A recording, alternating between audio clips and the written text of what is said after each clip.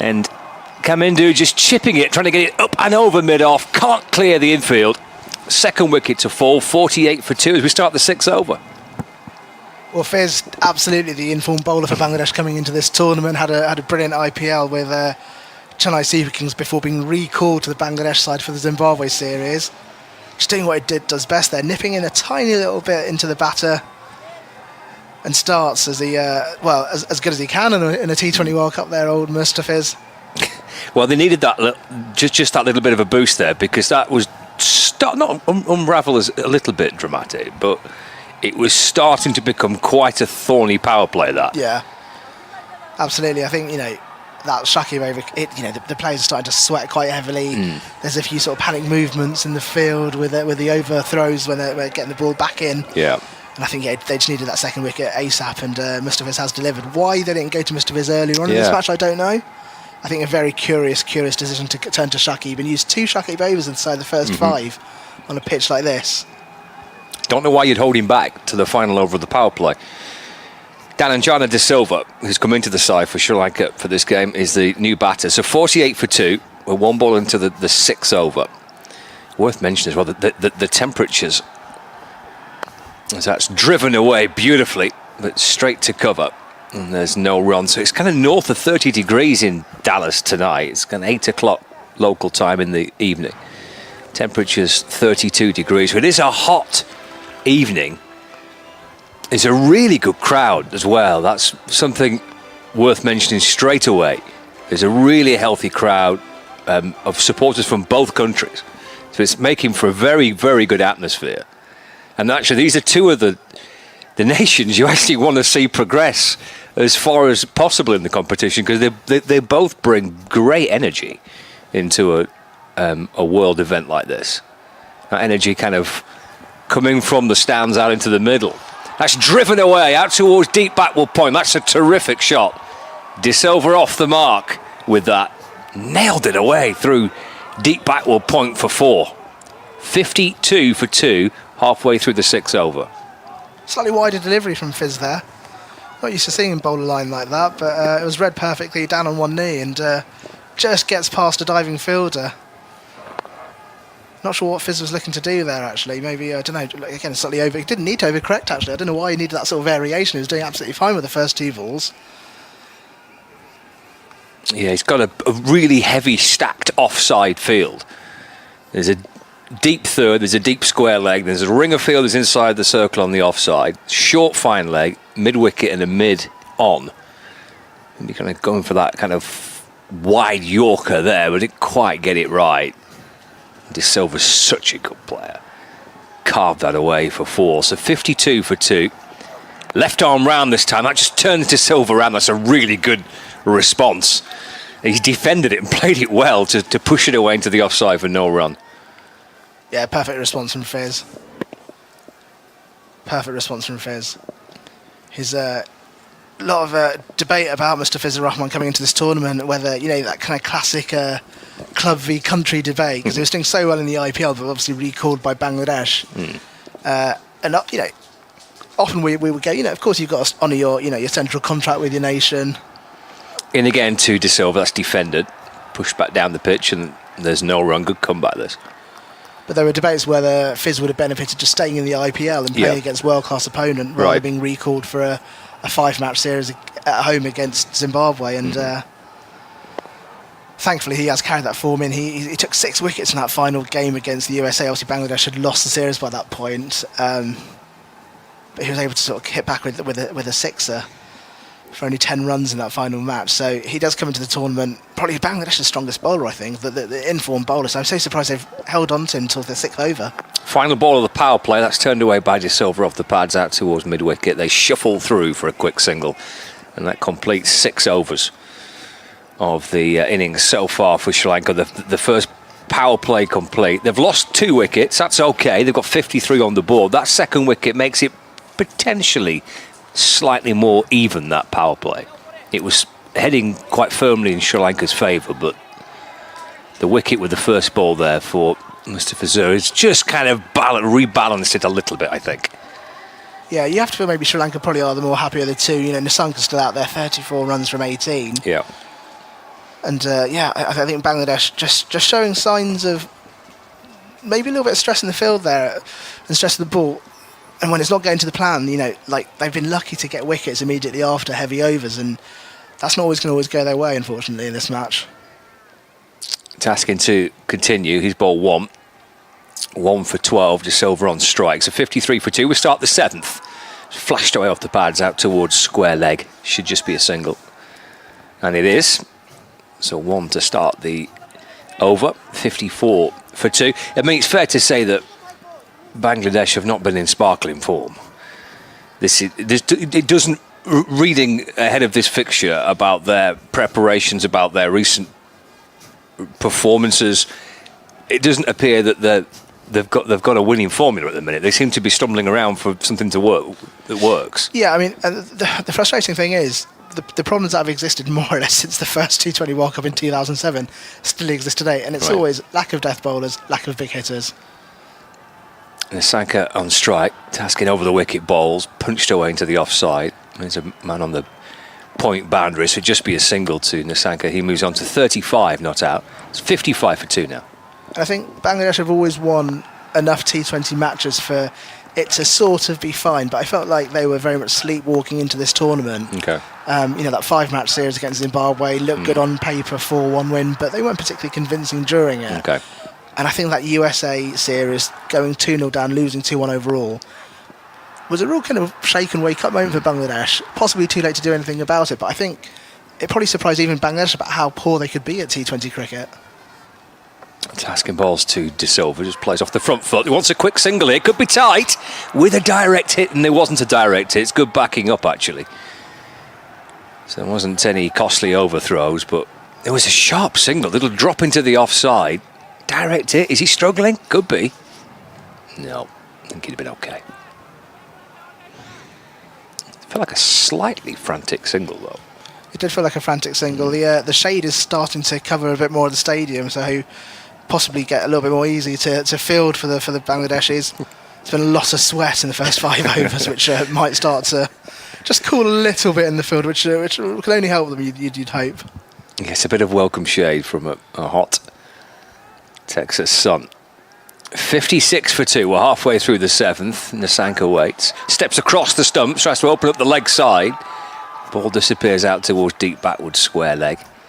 Again, just a single. 36 now to Nissanka. 57 for 2. So the defeat to the USA, that would have certainly have kind of got everyone thinking, hang on, there's something not quite right here. Yeah. I think so. I think this is a side who don't claim to be a good T20 side. Bangladesh are brilliant at one-day cricket where you can knock the ball around, score 4 or 5 and over, and then try to choke the opponent with a few, with the spinners. That doesn't work in T20 cricket. You need big hitters who can clear the rope, and they've just never had that. It's a low full toss, which De Silva drives down the ground. Good stop by tasking off his own bowling. He's done well there. He's hit firmly. We mentioned the temperatures. He's sweating and he's running in hard for his side, and he's done really well to react low down to his right to stop the ball. That's confidence-boosting fielding from Tuscan there, coming back from a side strain, in his second over. Hopefully you won't feel niggled from that. It's not low quite down to his right to stop the peak ball. Tuscan, just his run looks a little bit slower. Fielding from Tuscan there, coming back from a side strain, in his second over. K-level, but hopefully you won't feel niggled from that. Yeah, it's not low down to his right. Very quick return to form for Tuscan, which is a lot of pressure in the World Cup. Final ball of the over for him. It's driven by De Silva up towards mid-off, and there's no run. Pretty tidy stuff, actually. Just 4 coming off it. So nice and tidy. 7 overs gone, 57 for 2, with Nissanka on 36 and De Silva on 7. With Sri Lanka batting first, Bangladesh winning the toss, wanting to bowl first. Captain was saying at the toss, maybe just a bit of something in it, maybe early on, but it looks like a good pitch. Yeah, it does, doesn't it? The batting. Well, yeah, this was advertised as a quality batting pitch, and we've not really seen it so far. But what's exciting for Bangladesh is that they bat as low as number 8, so I don't think they'll panic yet, because they'll be going, well, we can have a go on this later on today. Yeah, that's true. So over number 8, Rishad Hasan to come into the attack for the first time tonight. Nissanka on strike. 57 for 2. Over number 8. It's in a ball that's run off the edge of the bat down towards third man. It's a little edgy, but Nissanka gets 4 for it. He's actually used the wrists really well, but it's a thickish edge down to third man for 4. He moves on to a very good 40 from just 21. It's 61 for 2. Yes, looking good for his run so far. Yeah, as you say, a little bit of maybe a bit of a lucky edge. Not sure he expected to go all the way, but I don't think he knew necessarily where he was going. But I'll take the runs. He's slightly anxious look over his shoulder too. That scooted along the ground for 4. It's defended this time, just pushed away into the offside. And there's no run, just pushed through a little bit quicker. To a dot ball. Not a lot of movement there either. This is very unusual for Bangladesh to have a player like Rishad Hasan in the team, mainly because he's a leg spinner, and Bangladesh historically have always opted for your left armers over a leg spinner. But Rishad has made his way into the squad. Ball's fallen, it's driven by Nissanka away through the offside. And just for a single, he moves on to 41 not out. And it's at 62 for 6. 62 for 2 rather. As we're into the 8th over. If you've got that leg spinning option, I think it's always great. Get your wrist spinner into the game if you can. Just offer something different. Halfway through his first over, that's a lovely delivery. It beats the edge of the bat. There's nothing on it, but it's worth an appeal just for the ball. Slides past the edge of the bat, taken by the keeper, flicks off the bails. No outside edge on that. That's a lovely piece of bowling. And his turn there as well. Yeah, it's nipping away from the batter. Yeah, Bangladesh have always been quite nervous with leg spinners. I think because they've had an abundance of slow left arm options available, they've never gone for a leg spinner. And I think Rishad has broken into the team because he can bat as well, he can clear the ropes, and is a pretty gun fielder as well. Quicker and flatter by Rishad and turned away to the leg side for a single. 63 for 2. So almost seen as being more of the risky option because you're not always going to get it right as a leg spinner, that type of thing. Yeah, exactly. And also just I think Bangladesh haven't seen them. I think maybe they've only been 2 full-time leg spinners in 20 odd years of Test cricket, which is, scarce. Just a little short that time. It's off the back foot and cut away for a single. And that is the end of the 8th over. That's a really good over, that. First ball went for 4, but he's come back beautifully and he's bowled a very, very good leg spinner in that as well, which gripped and turned, beat the outside edge by some distance, but that's a really encouraging first over. Yeah, it's really nice stuff from the youngster. Yeah, he sort of he was sort of given a run out, and Bangladesh don't really trial and error with players or test bench strength, but they did in the dead rubber against, I think it was Ireland. And he looked impressive there. He, decent fielder. He also, I think, scored 40 odd runs in one of the matches. And so suddenly, with a leg spinning all-rounder option, felt like it gave Bangladesh a bit of oomph for the down the middle order. Well, especially if he can bat. Well, this is it, and I think that's what's sealed the deal for him. Really, the fact that he can bat, and actually quite an athletic fielder. And Bangladesh haven't always been the best out in the field. So it's become an exciting option for Bangladesh. And that debut you mentioned against Ireland, bowled 3 overs, picked up 1 for 19. So over number 9, this Nissanka on strike, Mustafizur in, balls full and punched away into the offside. And they contemplate too, but the sensible option is not to try and take that on. So just a single. Nissanka 43 from 25. This is a really busy, lively innings, this. He's been the real beating heart so far for Sri Lanka. He's worked the ball well nicely, scored his boundaries, but his shot selection's been excellent. Running's been good, and he's so far held the innings together. 65 for 2. We're in the 9th. Dhananjana De Silva is back on strike. Left arm round the wicket to De Silva. It's a wide ball that's hammered out through the offside. A sweeper field up, and the cover boundary comes round quickly. Again, just the 1. De Silva moves on to 9. Sri Lanka 66 for 2. Yeah, impressive start from Sri Lanka. I think if you can, be scoring at 8 and over, and you've only scored 1-6 in your innings, it kind of demonstrates you've worked the ball around the ground. You've played some decent shots, and I think as long as Nissanka's there, Sri Lanka are going to feel they are comfortably in the driving seat here.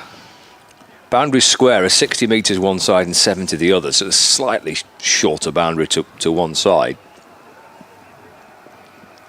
Left arm over this time. Played late by Nissanka, just trying to cut the ball away to deep backward point.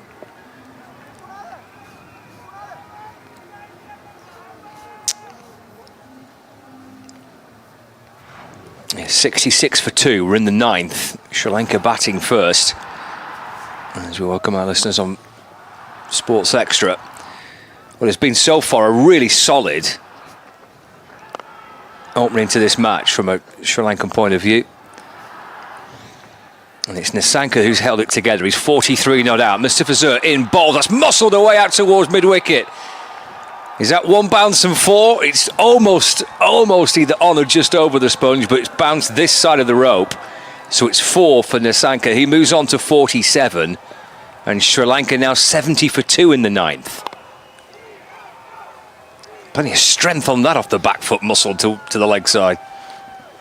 Well, he's been in gear 4 from the start of his innings. We thought the early removal of Mendis might hamper Sri Lanka's progress in this match, but Nissanka has taken on the baton and gone, no problem, I'll take this, and he has hammered Bangladesh's bowlers to pretty much every corner of the ground. Yeah, he's been outstanding. It's a really good performance so far. And he goes high towards the offside. Plenty of height on this. Could be caught and is. Relief for Bangladesh. Frustration for Nissanka. He thumps his pad with his bat, eyeing up a 50 in this World Cup match for Sri Lanka. He's gone for 47, and the Fizz strikes again. 2 for 11. 1 ball left of the 9th. Sri Lanka is 70 for 3. Another perfectly timed wicket for Bangladesh. Just every time Sri Lanka put the foot on the gas, Bangladesh have managed to nip back with a wicket. And yeah, the Fizz doing what he does best again. Bangladesh's informed bowler, and the catch taken by the captain Shantho. You can see the celebration. He lobs the ball straight back furiously in the air in celebration, because I think he knows that the game is slightly maybe edging away out of Bangladesh, and Bangladesh in this sort of position have let games run away from them. But a perfectly timed wicket for Bangladesh, and 70 for 3 just edges the game back into the balance with Nissanka, the danger man, gone. There's a palpable sense of relief there, wasn't there, amongst the Bangladesh players and supporters, that it's kind of almost at last, because that looked like an innings that potentially could power Sri Lanka into a really strong position. 100%, and in T20 cricket we know it takes 1 performance and 1 innings to really put a score out of reach, and it looked like Nissanka was going to do the job today, so relief for Bangladesh more than anything, I think. Well, they keep coming though, don't they, these batters? They bat a long way down. They've got a lot of experience in T20 cricket. And Cherith Asalanka is the new batter. 47th T20 match this for Sri Lanka. He's edging towards 1,000 runs. Striking rate just under 130. And then the evergreen Dhananjana de Silva at the other end. So 70 for 3. Mustafizur in to complete his second over balls, and a forward defensive is pushed away into the offside. That's a super over. That's an over that was much needed from a Bangladesh point of view. It's an over that maybe just helps to wrestle a little bit of control, because it could have spiralled a little bit out of control, because Nissanka was batting beautifully. 47 from 28 deliveries, 7 fours and a 6. End of the 9th over, 70 for 3. And there's potentially a route back into trying to control this from a Bangladesh point of view now. Yeah, really good stuff from Mustafizur. I think the best over of the game so far for Bangladesh, and Fizz just showing his experience there. I think he knew coming into this game, with Tuskin returning from injury, with maybe not being a lot in it for the spinners, Fizz was going to carry Bangladesh's bowling attack today. I'm surprised they started with him in the 5th over. I think that was probably a mistake, and I wonder whether that would have maybe changed the power play a little bit for Bangladesh. But they have, utilised him in the two overs, and he's taken wickets, and it looks like we're going for Mahmudullah next. Yeah, in and bowling. He's just dropped that first delivery short. It's off the back foot by De Silva and worked away through the offside for a single. Just a little bit short. 71 for 3. And I love how we're at the point now where everybody now just calls him the Fizz. I know, right? It's a great nickname, isn't it? Brilliant, isn't it? It's one of my, very few Bangladesh nicknames stick in international cricket across the international waters, but Fizz is one of my favourites. It describes him perfectly, doesn't it? It does, yeah, it does. It's completely accepted now. If the Fizz is bowling, it's the Fizz. 71 for 3. We're in the 10th. Mahmudullah around the wicket this time. And Asalanka just clips the ball away off his pads out towards backward square leg for a single. There'll be a little bit of rebuilding work here now. De Silva's not really had much strike. He's not really got himself in. He's been a little bit scratchy at times when he has faced the bowling. And obviously the new batter at the other end. So this is an opportunity. One, to slow the scoring rate down and potentially just to chip away at another one. De Silva on 10. Let's punch towards mid-on. Just be a single, so he moves on to 11. 74 for 3 now. Yeah, I think that's a tactic Bangladesh has used here, bringing Mahmudullah on. They could have gone with, a third over from Taskin if they wanted to, but they've just got Mahmudullah on. He's the choker. He can just strain that run rate a little bit, which is not something you see very often in T20 cricket, but he just has that ability to do with 3 singles so far. In and balls is appealing for an LBW. It's a big shout, but it just didn't quite feel right. That he may have hit it as well.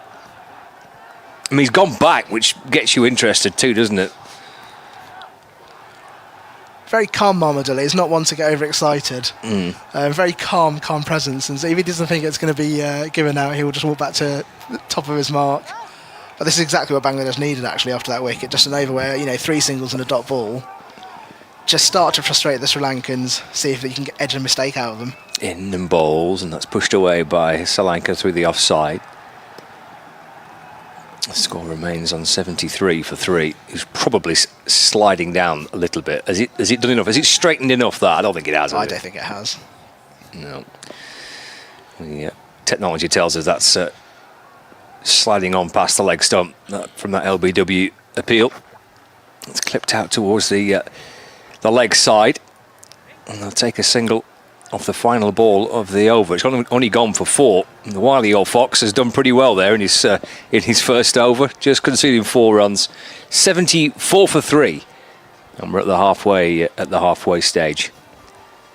As the sun just starts to set in the sky on a hot, humid evening in Texas. 74 for 3, halfway stage, and Nikesh is back. Yeah, the players just taking a drink. Roshan Alam about to take a drink in just a moment. You're not going to get away that easily, Roshan. The sun setting, as Scott mentioned, in Dallas, Texas. And, well, how would you assess this first 10 overs, really? Bangladesh winning the toss, deciding to have a bowl first. Looks like a pretty decent pitch. Look, they've come back well after the first 5 overs, haven't they? Sri Lanka were going at 48 after the first 5. 74 for 3 after 10. You've got to say Bangladesh's first 10 overs. Yeah, overall, I think they read the pitch wrong to start with. I think Nazmul Hussain Shantho won the toss, put Bangladesh into bowl. I think he thought there was a little bit more in it for the seamers than there actually was. I think that showed in his bowling decisions in those first 5 overs, and I think that's when Sri Lanka were able to put the foot down on the gas and really accelerate. But luckily for Bangladesh, every time Sri Lanka seemed to just start to free their wrists a little bit, they took a wicket. I think the Fizz being brought in the 5th over, for me, was 5 overs too late, if I'm honest. But he has done the job and happened to pull it back a little bit. I think this game is evenly poised at 74 for 3, halfway. I think it now depends on who takes the baton and runs with it for the next few overs. Right, we are going to hand back now, for listeners on 5 Sports Extra, to Simon Mann and the team as Afghanistan look to defend that total of 159 against New Zealand, who are about to get their chase underway. Over to you, Simon. So we will continue with you for listeners on the BBC Sport app and website, via the ABC network in Australia, and via the ICC app and website as well. Nikesh Rughani alongside Scott Reed for these next 5 overs as Sri Lanka resume after the drinks break on 74 for 3. Mixed start then, as we mentioned, for the Sri Lankans, but much better performance than their opening match of this World Cup, where they were all out for just 77 against South Africa, albeit on a different surface. This one looks like a very good strip indeed in Dallas.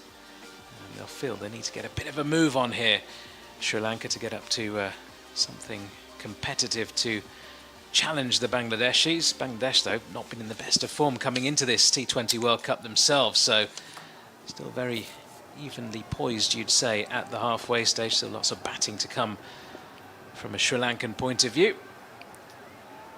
Nissanka top scoring so far with 47 from 28, but he's gone.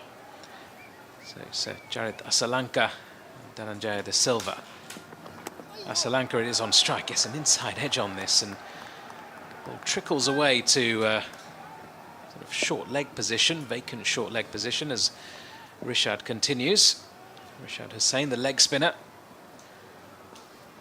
There is a slip in place for the left-handed Asalanka, who leaves one alone outside off stump. The lesser spotted leave, Scott Reed. Massively overrated in T20 cricket, that and the forward defensive. We just don't see it enough. Defensive. We saw quite a few from Uganda the other night. It's one for the purists. Full delivery, chipped up in the air but past short extra cover. Out to the sweeper on the offside will just be the single.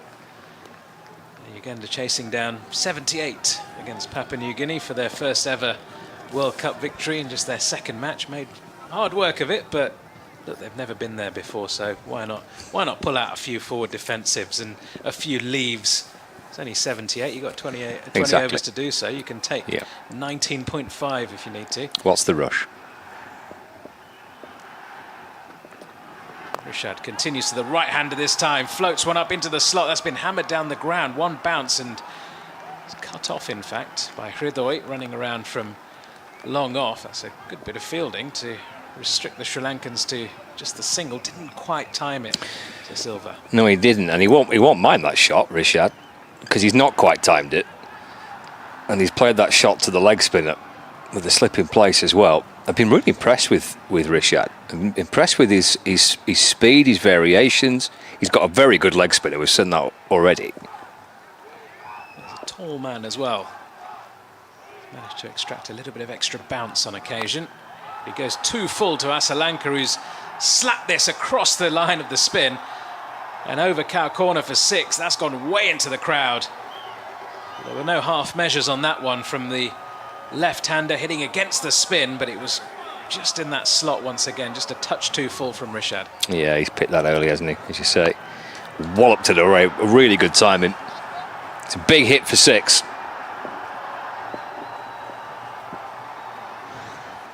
Lots of Sri Lankan supporters very pleased indeed with that, as Rishad pulls back his length a touch, and that's been just dabbed away into the offside for a single, backward of point. Sensible stuff from Asalanka then, who retains strike. 11 overs gone. Sri Lanka 83 for 3, so they're going at just over 7.5 runs and over as things stand. You can see a beautiful sunset in Dallas. So the floodlights start to take effect at this ground. And, I'm not really sure how much dew has played a factor in the run chases so far in this tournament. I don't think a great deal. So it'd be interesting to see how Bangladesh fare chasing second on this particular pitch. We talked about the pitch being quite dry early on. It's been baking in the sun for the last couple of hours as well, while the Bangladeshis have been bowling. Maybe a chance for Sri Lanka's spinners, barring any dew, to get into the game a little bit later on. They've got some quality spinners and seamers. Taskin to continue. That's past the outside edge of Asalanka. That's a lovely delivery, just angled across the left-hander and nipping away a touch further off the seam too. Yeah, it's just nibbled away, hasn't it? It's a beautiful ball. Just tempting the batter into playing. He's bowled really well. And he's done really well off his own bowling. Some of the returns he's had to deal with that have been hit pretty firmly back to him. He's fielded well off his own bowling. That's a very good delivery to be sent down first up. Wobble seam and just landing and nipping away. Asalanka facing up again. This time gets the late cut away down to deep third.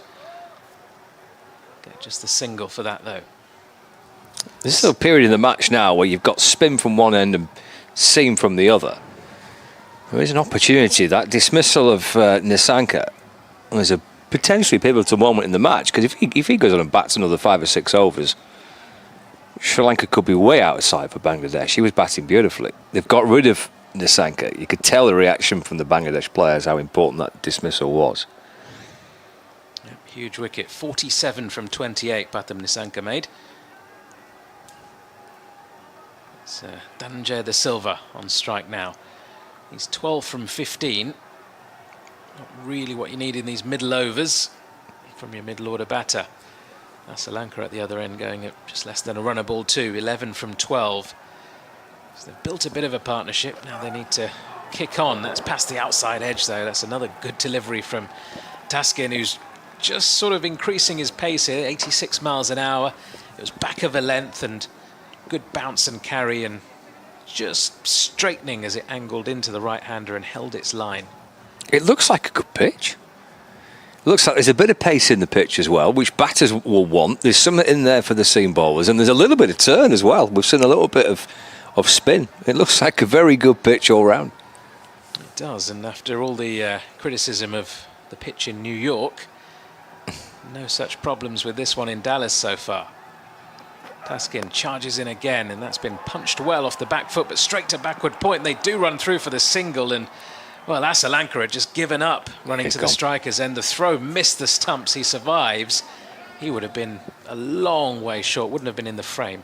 I think you're right. I think he's given up. I think he's way out with a direct hit. It's a risky looking attempt, that, isn't it? He's probably thinking he's got runs for it. He's hit it quite well and thinking, actually, he's worth runs. But he's so far out of the ground. He's given up a direct hit and he's way, way out. Yeah, it was a good bit of fielding to stop the ball, but a bit of a fumble. He didn't collect it cleanly, the fielder, which maybe led the Sri Lankans to believe there was a chance of taking that single. Asalanka, though, on strike, gets a short delivery, and that's... Well, there's a bit of bat, a bit of thigh involved in that. The ball trickles away to backward point. There's no run, just done for some extra pace and skid on that occasion from Taskin. Yeah, again, another example of a little bit of his variations. He's taken pace off in this over. He's angled the ball across. He's bowled. He's altered his length as well. So he's mixed it up, which is what you need to do. You don't want a batter be able to sit there and kind of size you up if you keep sending on the same delivery. So just little subtle variations prove really handy. He's bowled so far 2.5 very good overs, 1 for 18. Final ball of his third over is just knocked away straight to short extra cover. There's a direct hit as Asalanka was looking for the single. He dives back into his ground. And that's going to be pretty close. I mean, what was he thinking? He was straight to the fielder. He's about 10 yards from him. He just set off for the single. De Silva sends him back. I think the Bangladeshis feel they've got at least a 50-50 chance. Yeah, he's done well to react, hasn't he, and try and get back. But as soon as you get the direct hit, you're potentially in danger. But initial view, I think he's just in. But this will tell us. Well, throw comes in, and yeah, just. He's just got his bat in time. I mean, it was pretty close. It was a suicidal attempt at a single once more. And could have saved himself a dive there by just admiring the shot, staying in his crease, and thank you very much. But he's done it the hard way, but he survives. Well, that over tells us that there's just a little bit of pressure starting to mount here for Sri Lanka. That's the second time that there's been a run-out opportunity. That one was a direct hit, and he's just got in. The other one, he was a mile out, had it been thrown down the stump successfully. There's maybe just a little bit of sense of it's not quite working for the... De Silva's looked really scratchy. He's not got going at all since he's come out to the middle, and Asalanka is going to run a ball at the minute. So there's just a little bit of an issue here with regards to trying to get this partnership going and restart this innings, and that kind of slightly frantic running there is, I think, a reflection of that. Well, after all that, they got 4 runs for that, Scott, because the ball ricocheted off the stumps, went to the boundary for 4. Paul Rifle has just signalled it as well. So what a bonus that is for Sri Lanka. 12 overs gone. Back 12.1 now, and they get a single to square leg. De Silva with a flick, which takes the score to 90 for 3 in the 13th over. They had a little bit of luck early on, didn't they, with 1 or 2 of those. That wild throw from the leg side, which beat Lytton Das, beat the two fielders backing up, went to the boundary for 4 overthrows after a single had already been run. And now another one, much better bit of fielding, but unlucky for Bangladesh. Short delivery to Asalanka from Shakib. It's pulled away to deep mid-wicket. It's a good bit of fielding on the boundary, just a single.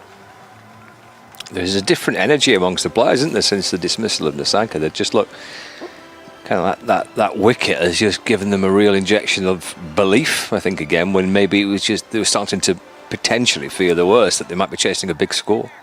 Silva facing up to Shakib now. It's just a flick into a vacant short mid-wicket region for another single. And really good atmosphere building up as well within the crowd, party atmosphere, the Sri Lankans singing and dancing. There's a few trumpets going, which is one of their trademarks. The Bangladeshis, though, in good spirits after taking that wicket of Batam Nissanka for 47. Shakib fires one in down the leg side. It's been helped on its way, but bounces just short of short fine leg from the bat of Asalanka.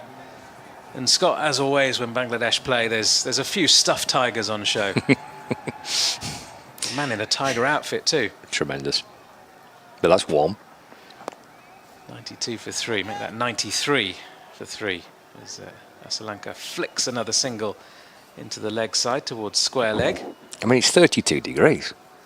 I'm not so sure that's the thing you want to be wearing. Probably not. No. Probably not, but it gets you on the TV, doesn't it? It does, yeah. This partnership, 23 from 24. At a crucial stage of the innings, they need to really up that run rate. That'll help. An inside edge to short fine leg, which has been fumbled by Duskin, will allow the batters through for 2. First bit of sloppiness we've seen for quite some time for Bangladesh in the field. 13 overs gone. Sri Lanka 95 for 3. At least the sun has gone down now with some of those outfits in the crowd. As I say, a really good crowd inside the stadium, which is great to see. All the South Asian teams in particular just seem to take fans with them everywhere. England the same. Wherever you go, there's a big English contingent. It's good to see plenty of Scotland fans out in the States as well. Plenty of Australians. Not a long way for Canada, of course. West Indies playing their matches at home. So there's been a lot of good support. Even some Ugandan fans doing some dancing in the stands in Guyana the other night when they picked up their first victory. It's been a real festival atmosphere at this T20 World Cup. And there's been some good stories so far, haven't there? You know, right at the very early stages of the competition, but there's been some really interesting games, some very good stories, individual stories, some great team stories as well, some famous wins. It's been a bit of all sorts so far. Indeed. So it's going to be Mustafizur with 2 wickets to his name. He's bowled really well. 2 for 11 from his 2 overs. He just makes something happen, doesn't he? And he's had just a magnificent career in which he tends to make things happen, whether it's for his country or for his domestic teams he plays for. Roshan was talking about him being pulled away from the IPL a little bit early. And was that the right call? He's coming round the wicket here to the left-handed Asalanka, who knocks him away towards point for a single. Turned out to be the right decision in the end, because he just carried on that IPL form for Bangladesh in the build-up to this T20 World Cup. And when we heard Jos Buttler, didn't we, talking about the IPL and recalling some of the England players early on. He's not a fan of it. Doesn't feel that international cricket should clash with the IPL ever, which is a big call from the England captain, isn't it? But there was a thought that maybe Phil Salt and, you know, maybe 1 or 2 others would have been better served playing in the IPL playoffs in that pressure situation rather than a 4-match series against Pakistan at home. Oh, inside edge from De Silva just past the off stump. And that's well fielded by the keeper, Lytton Das, who to move swiftly to his left to stop that one. He's got this slinging action, hasn't he? The left arm as well, the angle from the left arm, that didn't really get up. It's gone through at 87 miles an hour as well. Skidded onto the batter. De Silva almost dragging it back onto his stumps. So still 96 for 3 then, Sri Lanka. A couple of balls into this 14th over. The fizz continues round the wicket. That's been chipped in the air, but just wide of that fielder at short fine. Bring De Silva another single. I mean, you can understand the argument about a player's better off staying, for example, at the IPL and playing in those high-pressure games. But it's ahead of a World Cup. You want players presumably to be with your national teams, preparation, get back into camp and start playing some cricket, start being in around your teammates as well ahead of a World Cup. Asalanka facing up. Gets a delivery on his pads, which is flicked away, backward of square on the leg side. Another single. These singles not hurting Bangladesh at the moment. There is that theory, and of course, it's a good thought process. You want to be around your team, you want to get the makeup of the team right going into the World Cup. But then, on the other hand, you speak to a lot of professionals nowadays who do play on the franchise circuit, and they're just used to it. They're used to slotting out of one team, slotting straight into another team, and off you go again. It's the way of the modern cricketer. Well, that club v country row, isn't it? We see it in different sports, don't we? Fizz continues, and De Silva just knocks it away to short extra cover, runs through for a quick single. Again, another tight one being taken by Sri Lanka. We move on to 99 for 3. But unlike other sports, it's not really a club v country row, is it? Because these players don't really have any clubs, do they? They just bounce from contracted to their country. Exactly. Like Joss Butler, yeah. And they just bounce from one domestic franchise team to another. There's not like a sense of Joss Butler's a Lancashire player or a Rajasthan Royals player or whatever. He's a player for every domestic side he plays for. Absolutely, yeah. So his loyalty should be with that central contract and should be with England. Right, final ball of this over. Asalanka facing up. There's an appeal for LBW, but Mustafizur's coming round the wicket to the left-hander. Looked like it pitched outside leg, maybe even hit outside leg. They get through for a single nonetheless. The score ticks over to 100 for 3 after 14 overs, although Shanto's just in conversation with some of his players. Litton Das is saying, no chance, don't want to go upstairs, Skip. Let's leave that one, we'll save that review. So 6 overs remain.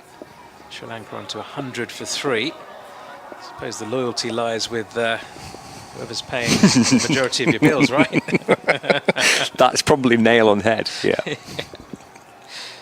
But also, I mean, for Joss Butler, he has missed out on winning the IPL with the Mumbai Indians a few years back when he was recalled for England duty ahead of IPL playoffs when he was with the Mumbai Indians.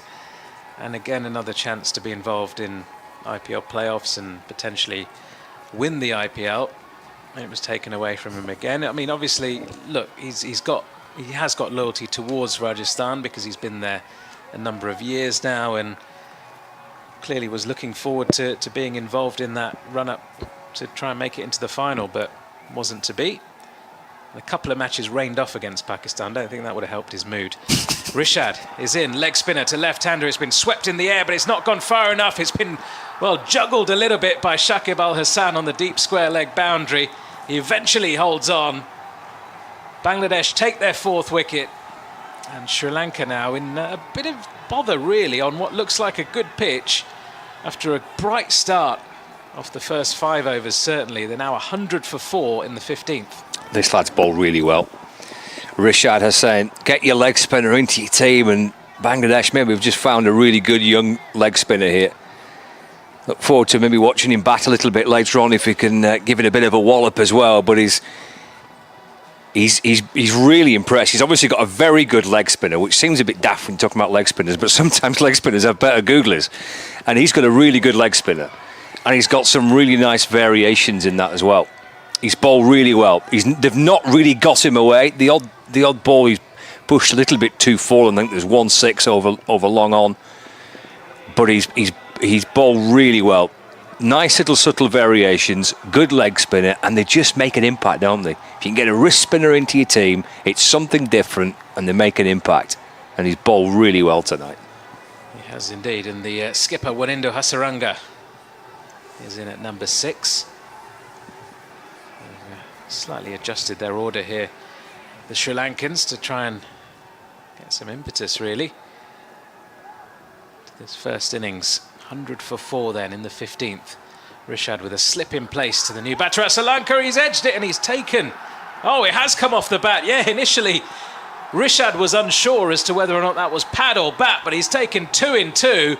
The Sri Lankan captain goes for a golden duck. They're now 100 for 5 in the 15th.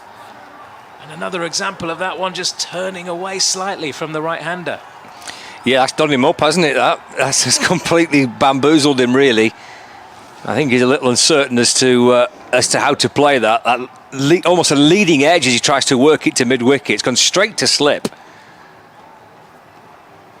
And he's just signalling there, isn't it, the skipper, Asalanka, that there's grip and there's turn for the leg spinner.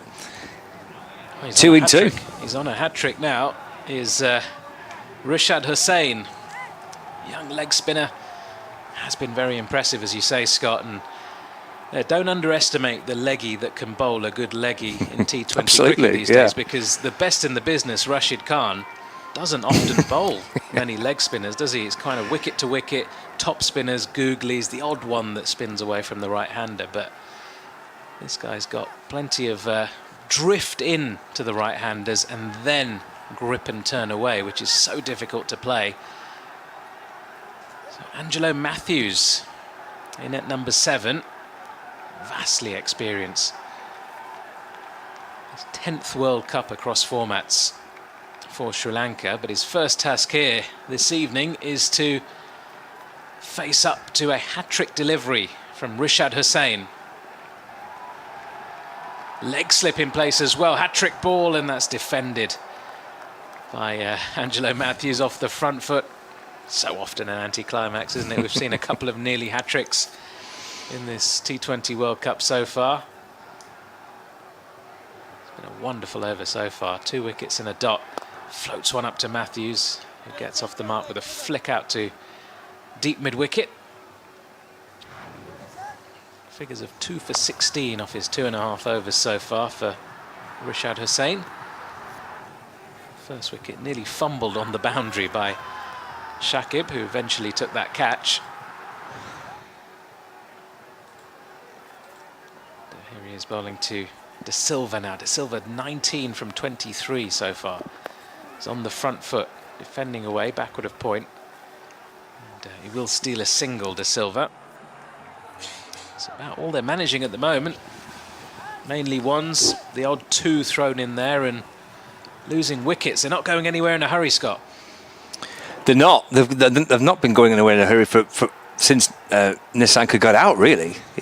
It's going to ground to a halt a bit. That one's been fired in by Rishad, and it's worked away leg side by Mathews. 3 fielders converge on it. There's almost a collision, but Shakib does the fielding in the end. Keeps it down to just the single. So 5 overs remain in this Sri Lankan innings. They're 103 for 5. Scott, you're going to take us through to the conclusion of the innings alongside Roshan Alam. But I've got a very, very handy young cricketer here. Exciting to watch a young leg spinner. I mean, he's barely played T20 cricket, really. I'm just looking at the number of games he's played. 35 T20 matches in his career, which is nothing. This is just his 18th T20 international. So he's at the very start of his career. He's only 21. But he's had a really good night tonight. He really has, and I think it's an important night for a Bangladeshi leg spinner to go out there and perform well, because part of the reason he has so few domestic matches is because it's an old school mentality of thinking about leg spinners in Bangladesh. Domestic cricket, they're not going to pick leg spinners. They don't tend to. They never have had to, because they've had so many slow left armers. So this is such an important game for him. I'm so pleased he's taken 2 wickets in that over. 103 for 5. That's off the hit by Mathews. It's in the air, but it's safe enough. Just nudged away out towards deep square. And as Tamsin comes in for his 3rd over of the evening. It's almost a kind of difficult to comprehend the kind of backward thinking that Bangladeshi cricket has towards leg spinners. Like, I think only 2 full-time ones have ever played for the international team. Alec Kapali was a sort of all-rounder who, leg spun a little bit.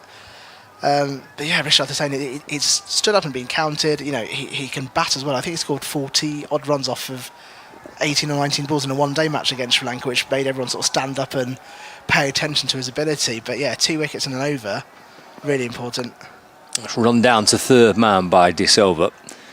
Just for a single, he moves on to 21 not out, and Sri Lanka now 105 for 5. Well, I look forward to watching him bat potentially a little bit later on, and if he can come out and give it a bit of a hit as well, that's great. Well, I was going to say that 48 was, I think, was batting at number 7 or 8 for right, one day. okay. And Bangladesh are batting very deep today, Right. so I think Bangladesh will hope he doesn't have to put the pads on. Well, he's always there as an option if required. Well, he's bowled beautifully. He really has. If you got a half decent leg spinner that's flicked away by Mathews in front of square on the leg side, and he should come back for a pretty gentle toot, and does. Moves on to 5. And even if that's 107 for 5, and even if your leg spinner doesn't spin it that much, you still get non-spinning leg spinners that cause problems and take wickets. 100%. I think he's been helped by the international setup. I think particularly having Nazmul Hussain Shanto as Bangladesh's captain, he described him as a very easy player to have in your team, and that's because he can leg spin, he can bat, he fields really well. It's just a good asset player to have in your squad. Angelo Mathews looking to swing and playing and missing. Ball just slides past the edge of the bat into the gloves of the keeper. 107 for 5. Yeah, this is really good stuff from Bangladesh. This is how they play one-day cricket, but it doesn't normally go to plan. T20 cricket, is a sort of format where you can suddenly have a 28 run over. And Sri Lanka have so far struggled to get that. I think the wickets have pegged them back a little bit. They've really not recovered since Nissanka was out. Townsend balls over the wicket to Mathews. Again, that's nudged away off his hip. Has he timed that well enough for 4? No, he hasn't. Like it was just gathering a bit of pace as it was heading towards the deep backward square leg boundary. We'll come back for 2. The score moves on to 109 for 5. 1 ball remaining of the 16th over. Yeah, there were 100 for 4. Correction, there was 70 for 2 when Nissanka got out, then 100 for 4 when Asalanka was dismissed, and 100 for 5 when Hasaranga was dismissed. But they've not really kind of got going since that dismissal of Nissanka. No, Bangladesh have really capitalised upon that. They brought the run rate from, at one point, looking at like it was going to touch 8 or 9 or 10 to just over 6.5 at the moment. So Bangladesh have really wrangled control back. They've taken the wickets. And I think Sri Lanka now have got a lot to do in the last 4 overs or so to try and get a decent total up. Final ball of the 16th over. Mathews drives. He's driven it straight to extra cover, and there's no run. 6 coming off that over. That's okay, really, for Bangladesh. It's still a case where, Mathews relatively new out to the crease, but Dhananjana De Silva has been there now for some time. He's faced 25 deliveries. He's got 21 runs and has hit 1 boundary. He's just looked really scratchy. Yeah, I think Sri Lanka don't really have a choice. They've got to click through the gears now, haven't they? And this goes one of 2 ways. Either you have the experience of Angelo Mathews, who can take this innings by the scruff of the neck and give Sri Lanka something to defend, or they capitulate further, and it's difficult to know which way it's going to go. Bangladesh are in a really good position here, where the majority of their bowlers have all had 3 each, and so they can really give a different bowler for every over for the remainder of this innings, and that's a tidy position to be in. It will be Rishad to send down his 4th and final over. It's another good leg spinner. De Silva swings and misses. Keeper takes the catch. He's flicked off the bails. They're up and celebrating. I'm not sure whether he's nicked it behind or he's been stumped. But they quite fancy this. I think potentially stumping here, and the umpires might check it. Yeah, definitely very confident celebrations. Let's have a look at the replays to see whether the Bangladesh seem very relaxed. They're still high-fiving each other. Yes, an umpire's review for a stumping this. It's brilliant bowling, and it's really good wicket keeping as well. Terrific snaffle. Question is, where's that back foot? Oh, I think he's out. I think he's out. Great response from Liton Das to spot the leg, the foot just arched up a little bit, not quite on the line. This might tell us better. Oh yeah. That's terrific keeping. I'm ready to make my decision for the screen. This will flash up as out, I'm sure of it, on the big screen. There it is. And De Silva, who hasn't really got going tonight, it's looked like a really disjointed innings, has gone for 21. And Rishad with a lovely piece of bowling, just bringing him forward, dragging him out of his crease, and then Litan Das doing the rest with the gloves. Great combination with the bowler and the keeper. Yeah, absolutely ripper from Rishad there. I'm so pleased he's doing well, because quite often the kind of global tournaments act as a PR exercise for Bangladesh. You know, they play quite well in between these tournaments. They don't have the best of tournaments, and people are saying Bangladesh from 2000. But for him to come and do this on the world stage, on the global stage, at World Cup is so great. This is brilliant stuff from the young man. Yeah, he's enjoying a good evening. 3 for 19. It's pushed away and into the offside. And there's no run. Dashan Shanaka, the new batter. I'm just watching a replay of this delivery. It's a lovely leg spinner. Just pitches, it just grips enough and turns enough. It's dragged the batter out the crease. Keeper does the rest. This is the single, worked into the offside. Score ticks along to 110 for 6. Well, Angelo Mathews has got all the experience in the world here, and Sri Lanka need him to try and get something together in this final 3.5 overs. Yeah, at the moment, they simply don't have enough on the board at the moment with 110. Rishad bowls, Mathews off the back foot, kind of shuffling back, being watchful of that delivery again, which is pushed through a little bit quicker, and just turn. Let's go back and defend. No run. It's really tidy stuff from Rishad, not giving them a lot of room to move around the crease, and dropped into the offside by Mathews, who'll just take a single. He moves to 8, and it's 111 for 6. This is a terrific final over. Wicket with the first ball. Dot, single, dot, single. This is a really impressive fourth and final over. It's been a great night for him. It's been a very good night for Bangladesh so far. 111 for 6. Final ball of the 17th. And that's off the back foot and punched down the ground through mid-on for 1 run. End of the over, and that's the end of Rishad tonight. 4 overs, 3 for 22 is a terrific effort. Yeah, fantastic outing for the young man. I think for all the cynicism of having a leg spinner in the Bangladeshi team, I can sort of talk about this till the cows come home, because leg spin in Bangladesh have not been synonymous. It feels like I'm speaking like alien language, but it's so unusual to see a leg spinner with their name straight in the lineup, and Rishad has done that, and it's justified his existence. And you know, who knows, might see a little bit more of him tonight if he gets a bat later on. But 22 for 3 or 4 overs, absolutely brilliant display. That 2 wickets and 2 balls earlier on, he's really helped stem the runs from Sri Lanka, really put them under pressure. I mean, 112 runs after 17 just won't feel enough, and it's going to take something special from one of the two at the crease now to get Sri Lanka up to a decent target. No, when it feels well short at the minute, doesn't it? I mean, the 3 overs, a lot can change in T20 cricket, we know that. It's going to have to change pretty impressively here for Sri Lanka. 112 for 6. That's off the back foot and pulled away by Shanaka out towards the wide long on boundary just for a single. 113 for 6. It does feel like boundaries have dried up. Kind of 1s and 2s at best, really. The boundary options have been few and far between over the course of the last 2 or 3 overs, and that's credit to the way that Bangladesh have bowled. Also, it looks like some batters who have been not in great rhythm for Sri Lanka. That's defended by Mathews up off his toes and just pushes it back down the pitch, and Taskin comes up and completes the fielding off his own bowling, and there's no run. This is his 4th and final over as well.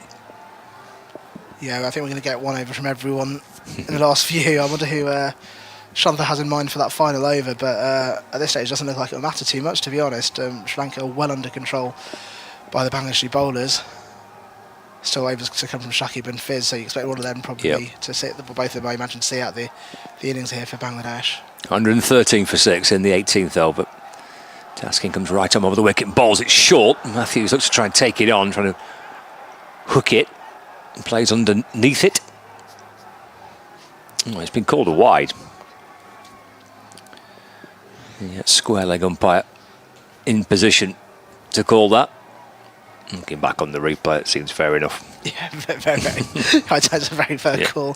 Tuscan's not quite looked his absolute best, but a player coming back from injury, under pressure of the opening game of the World Cup, I think he'll take this. As far as 1 wicket so far, it's gone for pretty straight for 6 and over. But he is Bangladesh's strongest bowler, and I think he'll take this for a comeback match. He's running hard, hasn't he? But with all the heart, that's flicked away through square leg. Just be 1 run for Mathews. Yeah, that's what you get with Tuscan. He properly puts his body on the line, Tuscan. A lot's been said about his comeback story. I think it was dropped from the World Cup squad in 2019 and took it personally and literally set about going, right, I'm going to become Bangladesh's main go-to bowler. And he's really put himself in that position. Plans slightly derailed with the injury during the Zimbabwe series, but obviously, the Bangladesh medical team have got him up and running just in time for the World Cup, and that just shows how important he is to this team. Yeah, looks fit and strong. He's bouncing his way back in and balls again. Playing a miss from Shanaka, I think, with a little bit of pace off from Taskin. Yeah, 71 miles an hour, just held it back. Deceived the batter. Yeah, good slow ball from Taskin, not too far away from the stumps there as it lands in the hands of Liton Das. Yeah, good slower ball. Since the last boundary, I just mentioned it a moment or two ago, it felt like a long time. It's been almost half an hour. 34 balls since the last boundary. They've just managed to completely take that option out of the equation of Bangladesh. Sri Lanka just cannot seem to find the rope. And again, Shanaka swings and misses. And through it goes to the keeper, Das. And again, there's no run. It's another delivery with pace off. Just a little bit of frustration starting to show from the Sri Lankans. They know that they need to click through the gears quite quickly here to get some runs on the board, really, to defend, and that's going to lead to mistakes. So we're seeing a little bit of slightly loose wrists there from the Sri Lankans. Bangladesh are playing under essentially no pressure now because they either see out the overs or force the Sri Lankan batters into mistakes, and seen a couple of loose hands there. Yeah, there's a couple of wild hacks, weren't there? In truth, they got nowhere near bat on ball. Final ball of the over, 115 for 6. Edged through to the keeper, and Taskin ends his spell tonight with the ball by picking up his second wicket. 2 for 25 from his 4 overs. 7 down now, Sri Lanka, who just can't seem to find any momentum at the back end of their innings. 115 for 7 with 2 overs left. Well, I think we knew a wicket was coming. They just started to free their wrists a little bit, take a few risks and swing wildly, and that was pretty much the same sort of shot we saw with the last 2 balls. And for Tuscan Ahmed, look at his jersey, he's sweating and sticking to his body. He's given everything in his comeback match. It was touch and go to see whether he was going to make it back for this game. Bangladesh wanted him back, the fans wanted him back, and I'm sure he wanted to be back. And I think finishing with 25 for 2 off his 4 overs, I think he'll take that for a comeback over, for a comeback game. I think he's bowled really well. And that's clever bowling, that. He's had pace off the previous 2 deliveries, and he just puts a little extra pace in that bounce there. He's gone for the same shot, Shanaka, and with a little extra pace on the delivery, he's managed to get that to bounce just a fraction more, and that edge through to the keeper. Clever bowling. He's done well. 2 overs left to try and get something at the back end of their innings here. It's kind of stuttering its way to a conclusion. Do you know what this feels like? It feels like a home match at Chattogram. Honestly, this is how Bangladesh play at home, isn't it? This is they take wickets, they choke the run rate, they force you into mistakes. I mean, they'll possibly face tougher opponents later in this tournament, but this is exactly how they want the game to go. The Fizz is back into the attack. It's Mathews to nudge the ball away into the onside, and there's no run. So Dallas feels like home. Seemingly so, yeah, it just does feel like it, and it's not, I don't think it's what anyone was expecting, but I wonder whether sometimes it's the familiarity of these 2 teams having played each other so much that has played to Bangladesh's advantage here, because they know how to frustrate the Sri Lankans. They know, that these 2 teams can sort of wind each other up. It's why they have this very petty rivalry. And even though we've not seen any controversy yet. Mustafizur in bowls. Mathews drives, square the wicket out towards the point boundary for single. He moves to 10. And it's 116 for 7 in the 19th over. There's a few glum faces on the Sri Lankan bench. I have to say, I feel like we're only a matter of balls away from the next chapter of the Bangladesh and Sri Lanka winding each other up rivalry. 116 for 7.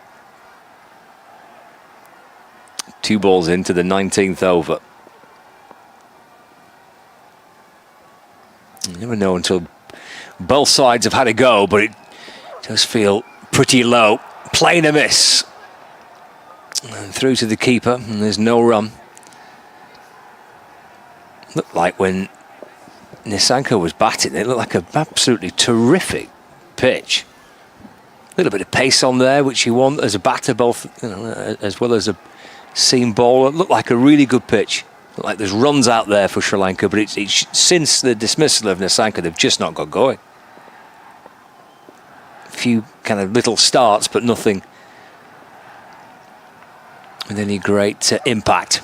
That's wide, flirting with the wide line, and it's called a wide too by the umpire. Yeah, Fizz was just slight overconfidence there, I think, after a single and 2 dots in that over. But yeah, I think 117 for 7. Just Sri Lanka will feel frustrated. I mean, Bangladesh haven't had the best of time with the bat recently, and so I think Sri Lanka will have to go out there and give it everything. But they'll have been hoping for at least 160, 170 plus on this pitch. 3 balls left for the first tonight. Back in bowls. I think Shana hits it back down the pitch. And Mustafizur kind of leaps away to his left to try and get something on. He's got to cross Mathews at the non-striker's end.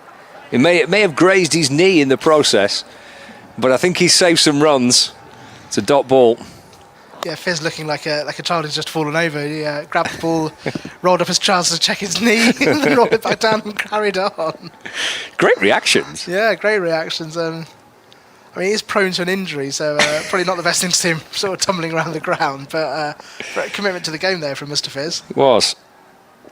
He went diving away to his left and managed to get something on it, and helps to prevent an extra run or 2 being added to the total. Got a grazed knee in the process. 2 balls left to the 19th over. 117 for 7. Swing by Nissanka. It's gone high down towards third man. It's caught. It's a third for the Fizz tonight. 3 for 17. And it continues to kind of crumble away for Sri Lanka. They're now 8 down. 117 for 8. Sri Lanka with not much choice, they do have to go for it. They do have to try and find runs from somewhere, and that inevitably in T20 cricket will lead to mistakes and will lead to wickets. But tonight everything just seems to be going in Bangladesh's favour, and Fizz will end up with quite brilliant figures. I mean, 17 for 3 at the moment, helped along by a brilliant catch out there in the deep. It's been another part of it, actually, hasn't it? The catching's been good, the ground fielding's been good. It's been a pretty all-round good performance in the field so far by Bangladesh. And to be fair, they didn't really lose focus even when Nissanka was batting well. They found a way to make the breakthrough when it could have potentially unravelled for them. Yeah, Bangladesh quite often, have, if I'm honest, lost matches in the field. Their field has never been quite, peak international level. And early on in the match, it looked like they were maybe a little bit frantic. There were a few overthrows. It looked like they might panic at times, but they seem to have held it together. A slight fumble from Shakib earlier, but they have taken the catches. Final ball for the Fizz. That scoop down towards long off for a second. It looked like maybe it was heading down the throat of the fielder, but it bounces short. And Mustafizur finishes 4 overs. He's picked up 3 for 18. He's had some night. 3 for 18, 13 dot balls in that as well. So brilliant work. Yeah, he's just carried that form from the IPL back into the national team, and it's great to see from Fizz because I know he sort of launched himself onto the scene early on with that series against India and then his early performance in the IPL, but he did sort of dip away to the point where there was a period where he wasn't picked in the one-day team, and it just seems to be having a proper resurgence, Fizz, and this is great to see from him, and great that he's doing it again on the world stage. Well, there's lots of smiling faces at the moment. So far, so good. There's rather some glum-looking faces in the Sri Lankan bench. Final over. That's walloped out towards the leg side.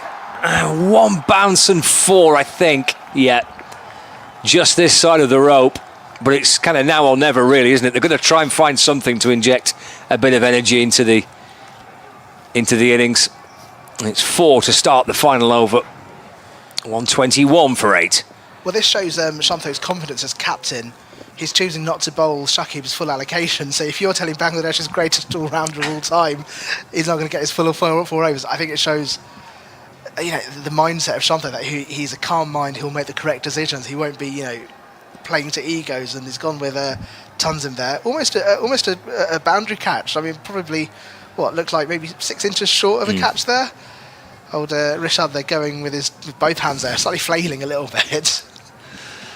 But it could have been a boundary catch had it been for another 6 inches. Well, Mathews moves to 14 with that. 5 balls left. 121 for 8. There's got to be more of that, hasn't it, really, from a Sri Lanka point of view. At least they've got the key man on strike. If Mathews can try and face the majority of the final 5, that's a really good Yorker, fired in an off stump. Oh, but there's a misfield at short third, and the ball runs down towards the boundary. I think they've prevented it crossing the rope for 4, just about. It should have been a dot ball. They've run 2. 123 for 8. Well, that's Mustafizur Rahman, a classic bowler, off doing their allocation, starting to switch off a little bit. I think his job's done for the day. Fortunately not, still one more over to go for his, and complete fumble from him there, completely misreading the ball, but well recovered there. Chases the ball down and prevents the 4. He went one way, the ball went the other. Which is not ideal. Well, if he was thinking of switching off for the rest of the game, that certainly woken him up. So Mathews moves on to 16. 123 for 8. 4 balls left. 6 so far off this final over. Tanzim has gone for 24 from his 3.2. And Mathews wants a new bat. How many bats were brought out there? There must have been about 6 to pick from. I always think this about international cricket and baggage allowance. I just wonder how much they pay for it. Do they get a special allowance on the flights? for overweight luggage. For too many bats in your bag. There must have been a choice of about 5 or 6 for him there. Full again on off stump and thumped down the ground by Mathews. On the way towards the long off boundary, just for a single though. He's a bit frustrated there. In fact, they've turned it down. They didn't run, which I find odd. They must just be looking at keeping Mathews on strike, I imagine, for the last few balls. Giving themselves the best chance of a few boundaries. It'll be all right if he finds a rope or clears it now. It's a low full toss outside off stump. It's a swing and a miss, so it's a dot ball. He's made the call, Mathews, to face these final deliveries. He's turned down the option of an extra run, and that comes with a bit of pressure to try and back it up with a boundary. Yeah, he's had to lay all his cards on the table here because what other choice do you have? You're 123 for 8, 3 balls to go. And Sri Lanka will just feel that this might not be enough. They'll have to come out and defend it, but they are short. Thompson in bowls. Mathews swings again, edges down to short third, where the Fez takes the catch. Mathews departs. He wanted the strike. He kept the strike, but not for much longer. And Sri Lanka are 9 down now. 123 for 9, and they've got 1 ball left of their innings. Well, we thought Fizz had maybe gone to sleep in that fielding position a couple of balls ago. Fumbled and almost gave away a boundary. Not that time, though. Fully switched on. Takes the catch comfortably. And wickets for all the bowlers now, I believe, apart from maybe Shakib. Yeah, he's bowled 3 overs for 30, Shakib. Everybody else... Mahmudullah only bowled 1 over. Didn't pick up a wicket. Only went for 4 runs, but Rishad with 3. Mustafizur with 3. Taskin Ahmed with 2, and now Tamzin with his first wicket as well. So Thashara, the final batter out there for Sri Lanka. They've only got 1 ball left. They've got 123 runs so far. Here we go, final ball of the innings. And it's another full toss, a low full toss. They've scampered through, and they've managed to push the the score up to 124 for 9 from their 20 overs. Managing just to squeeze out a leg by actually with the final delivery, albeit they are going to review it. This is a player review for the LBW, so it might well, why not? be successful. Why not delay the lunch break by a couple more minutes and look to bowl out Sri Lanka? I think that is nowhere near the stumps from where I'm looking. I mean, quite a strange stance from the batter, legs apart. Ball does hit the pads, but I mean, I'd quite like it if it was out LBW, just because it would look so bizarre with one leg dangling out, but I don't think it is going to be. There's a clear gap between bat and ball. He's not hit it. Ball tracking when ready. Right leg kind of dangling in the air. It would be quite funny if it was LBW, but it's not going to be. I can assure you. It's drifting well. You can stay with your original decision of not out. So it was not out, so that is the end of the innings, and they do finish Sri Lanka on 124 for 9, and eventually has been signalled as a leg bye. Well, I mean, it feels light. You don't know until both sides ever go on it, and there's some experienced bowlers in that Sri Lanka side, but Bangladesh at the halfway point must be absolutely thrilled. Yeah, I think this is one of Bangladesh's strongest bowling performances in T20 cricket. Just as we saw Sri Lanka start to accelerate and maybe look to get away with the score, they pinned them back every single time. And then after the halfway stage, they just turned the screw. Brilliant performance from Rishad Hussain, the leg spinner. Great to see him getting 3 wickets today. Fizz continuing his form from the IPL with another 3. And Tuskin with his comeback, getting a couple of wickets. Really strong from Bangladesh with the ball. Yeah, it was a mixture of kind of the young and the old, wasn't it, today, with the Fizz performing well, picking up 3 wickets, and the young leg spinner also with 3 wickets as well. So it's 125 to win for Bangladesh, and we'll bring you that run chase shortly. In the meantime, let's just have a quick listen into Tuskin Ahmed. Really strongly and ended up well. Tell us about the bowlers, the bowling unit, the plans, how you executed them today. Were you happy with the overall performance? You know, like how they started in the power play. After that, we came back really stronger, and whole bowling unit done really great job. So we are really happy to restrict them 124. So yeah, we are really hopeful. Very hopeful, and you should be. About the conditions, what was the pitch like? Did it change much throughout the innings when the weather and the temperature changed? We just had a little bit of help for the bowler, and I think we executed well and we grabbed that help. So like we are happy, you know, like, but the thing is, so the match not finished yet, so it's definitely, you know, we are really happy how we bowled, but now we need to finish well, then we need to win fast. Absolutely. How do you go about batting on that surface right now? I think a proper cricketing shot gonna help, because when bowlers bowling, if the bowlers can bowl the basics well, there will be some help. So if we play proper cricketing shot, I think we can chase this easily. Well, congratulations on your performance with the ball. Best of luck with the bat. Thank you. Okay.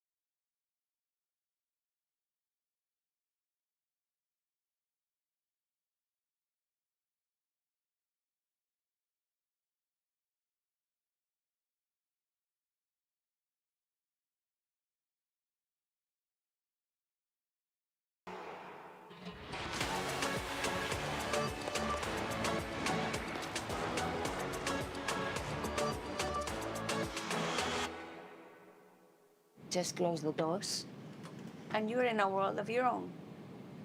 travel is not just about the destination, it's also about how you get there. Fly Emirates, fly better.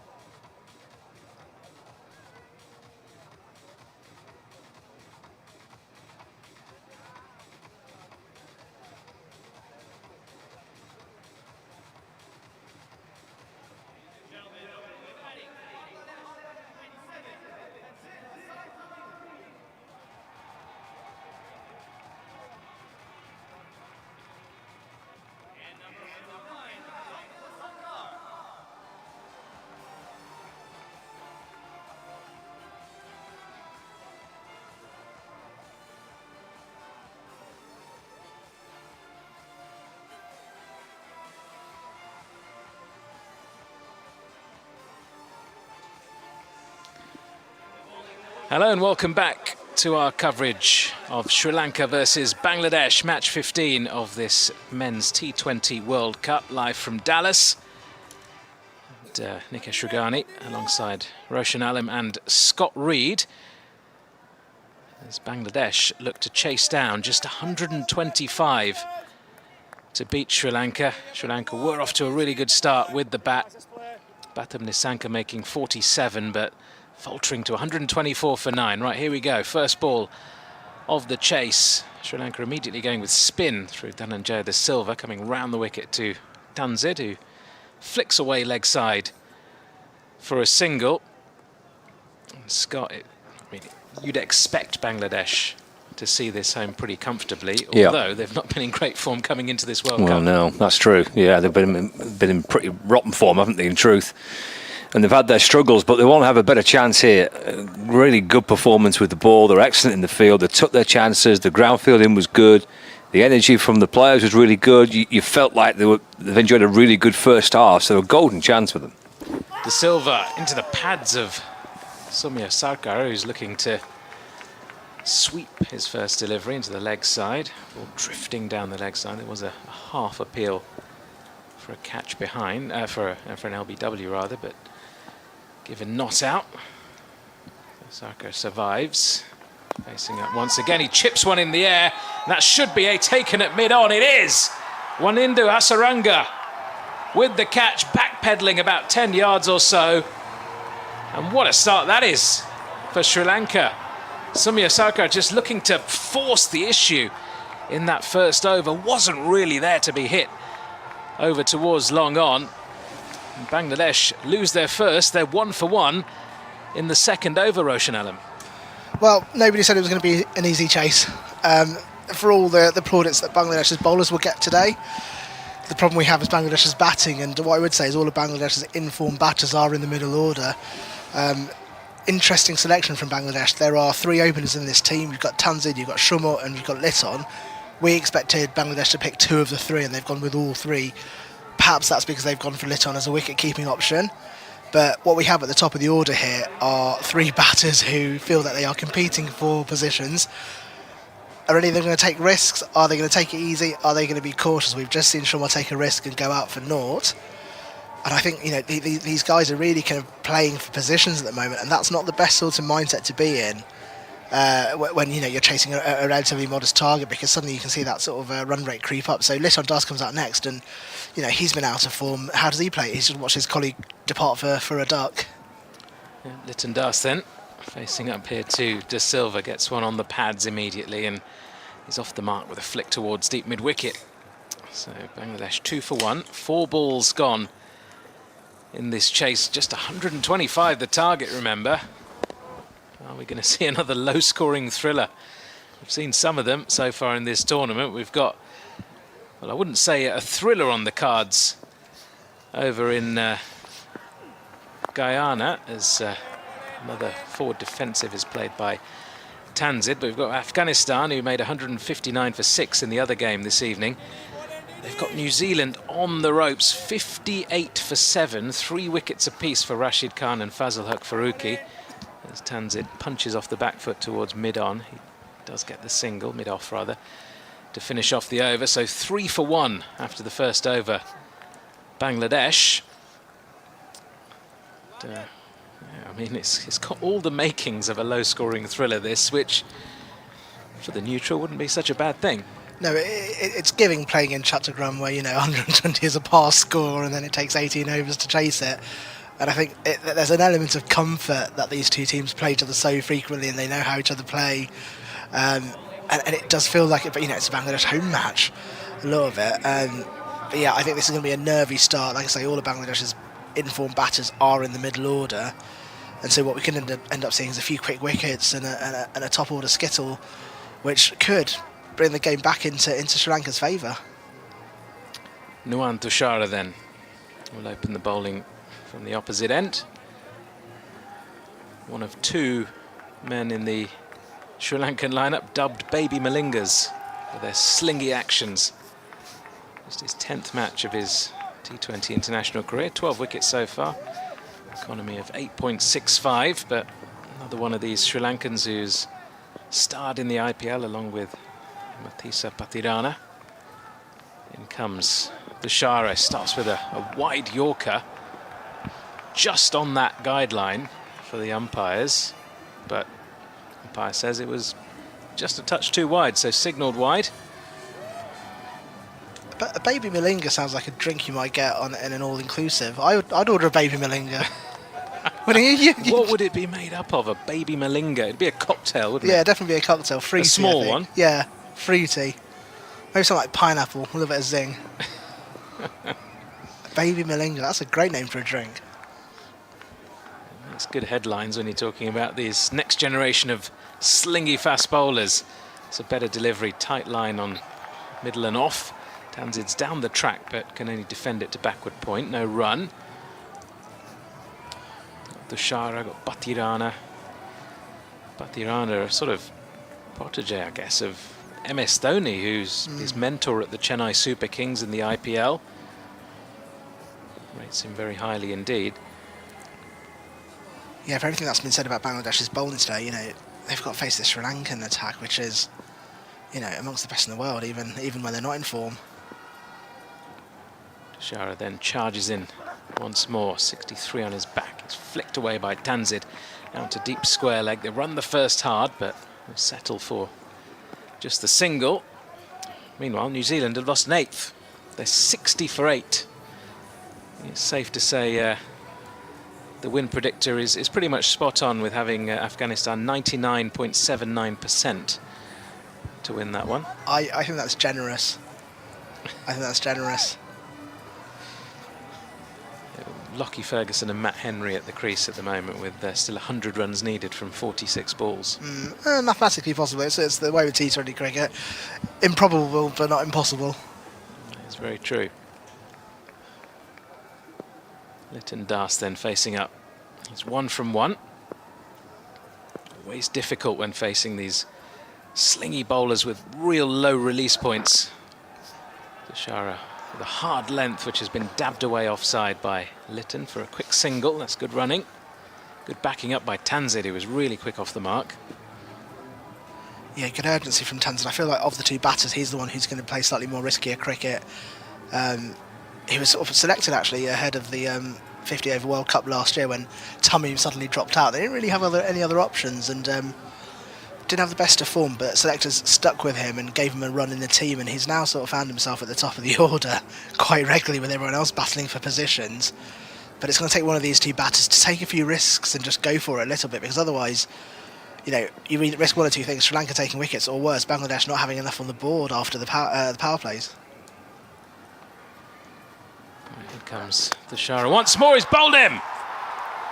I think Tanzid may have got a slight inside edge on that. It's rattled the off stump. It was an in-swinging full delivery. Really well bowled, but Tanzid taking an undue risk, really. Wasn't there to be hammered out towards cover. Should have been looking to present the full face and maybe drive a little bit straighter. Take another look at this. Maybe just a faint inside edge, but it was the in-swing which completely did Tanzid. And Sri Lanka have got Bangladesh in all sorts of trouble right now. They're 6 for 2 in the second over. Well, we spoke about Bangladesh's batting woes coming into this World Cup, and they seem to be continuing into this tournament, which will be a worry, because who do you open with? What is your top order? And, you know, we're not even 2 overs down. We find ourselves already sort of tapping into the kind of middle of order, which is where the form is. Be interesting to see who comes up next. Will it be the captain, Nazmul Hussain Shantho, or will he send Shakib in, having not fulfilled his 4 overs? It looks like it will be the captain, so Shantho, you know, he's led the team now, he's captain across all 3 formats. He too hasn't been in the best of form, but he's going to need a bit of a captain's performance here to just guide Bangladesh out of this sticky situation.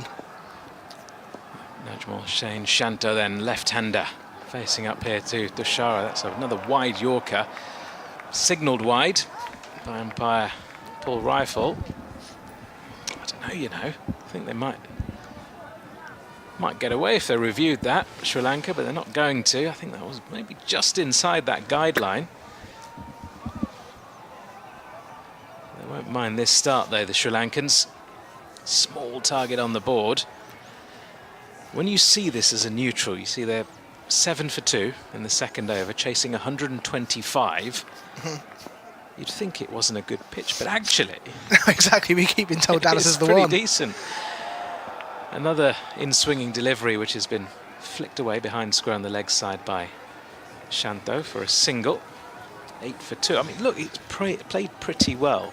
There was some ordinary batting in that first innings from Sri Lanka. There's a couple of good deliveries, I guess, in this innings so far from Sri Lanka, but no real demons in the pitch.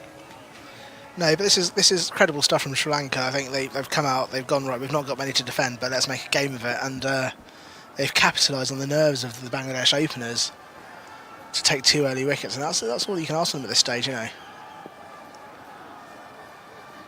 Nuhan Dushara with a slip in place gets one to swing past the outside edge of Lytton Das and keeps a little bit low on its way through to Kusal Mendis too. So 2 overs gone. Bangladesh 8 for 2. 5 from that last over from Dushara. A couple of wides in there, but crucially the wicket. Looking down at the Bangladesh batting line, they do bat pretty deep, but they don't really want to be getting into numbers 5 and 6 at any point soon, do they? Just a couple of overs into the innings.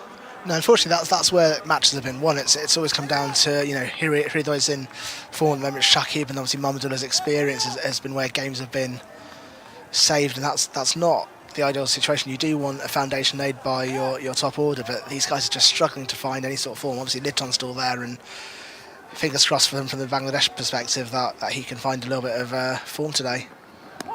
Mahesh Tikshana, the spinner into the attack, replacing Dhananjaya De Silva. He's past the outside edge of Shanto straight away. One that just slides out of the front of the hand and across the left-hander.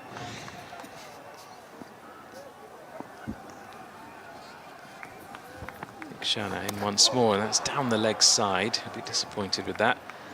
Signalled wide by Michael Goff. Another valuable run onto the total here early on for Bangladesh. 9 for 2 in the third over. Meanwhile, New Zealand 72 for 9 now. So Afghanistan on the verge of a famous victory in that one. As Shanto punches off the back foot into the leg side for another single. Bangladesh into double figures. 10 for 2. That's great stuff for Afghanistan, and great stuff for, I think, cricket in the World Cup. I think you know, many people have wanted Cricket World Cups to be proper festivals of a cricket, open, multiple groups, loads of teams, and I think having teams like, you know, the USA, Afghanistan, Uganda registering their first wins in the first week of the tournament just makes it exciting. And then, you know, no doubt Bangladesh watched those teams play and want to get back in the action. Lytton Das moves leg side and chops away behind point. He's heading away towards the boundary, but will be cut off by Angelo Mathews, not before Bangladesh get back for 3 runs. It's very good running indeed. A few extra yards to put in for the veteran there, Angelo Mathews. Yeah, I think the first fielder got a hand to it, took the pace off the ball a little bit, and yeah, Mathews, just a steady pace there as he chased the ball down. Slightly lucky there, but good running by Bangladesh. I think they needed to tick away with a few runs there. Mathews got long strides, but the big old unit, getting on in years, that's been chipped up in the air, but falls short of mid-on. Batters through for a single. Shanto a little bit early on that shot. 14 for 2 then. I guess in situations like this, they've just got to think of small targets and partnerships and how to build those partnerships. 10, 15 runs at a time is what they've got to be thinking in their head. Right, where can we get the next 10 from, and so on, and just keep moving in those small increments towards that 125. Slip still in place to Lytton Das, who flicks a full delivery out to deep mid-wicket. Wanindu Hasaranga with a good bit of fielding there. The captain, he was quickly onto it, running around to his left, gets the throw away, prevents the extra run, just the one taken. The risk for Bangladesh, though, is they slip into slightly kind of one-day habits, and that's where they are comfortable playing cricket. It's moving the ball around, scoring 4 or 5, which with a 125 target can work, but when you face tougher sides and you're chasing 180, it just doesn't work like that in T20. Shana wraps the pads of Shanto, but it's going way down the leg side. They'll get through for a leg bye. It's given not out. 3 overs gone then. Bangladesh 16 for 2.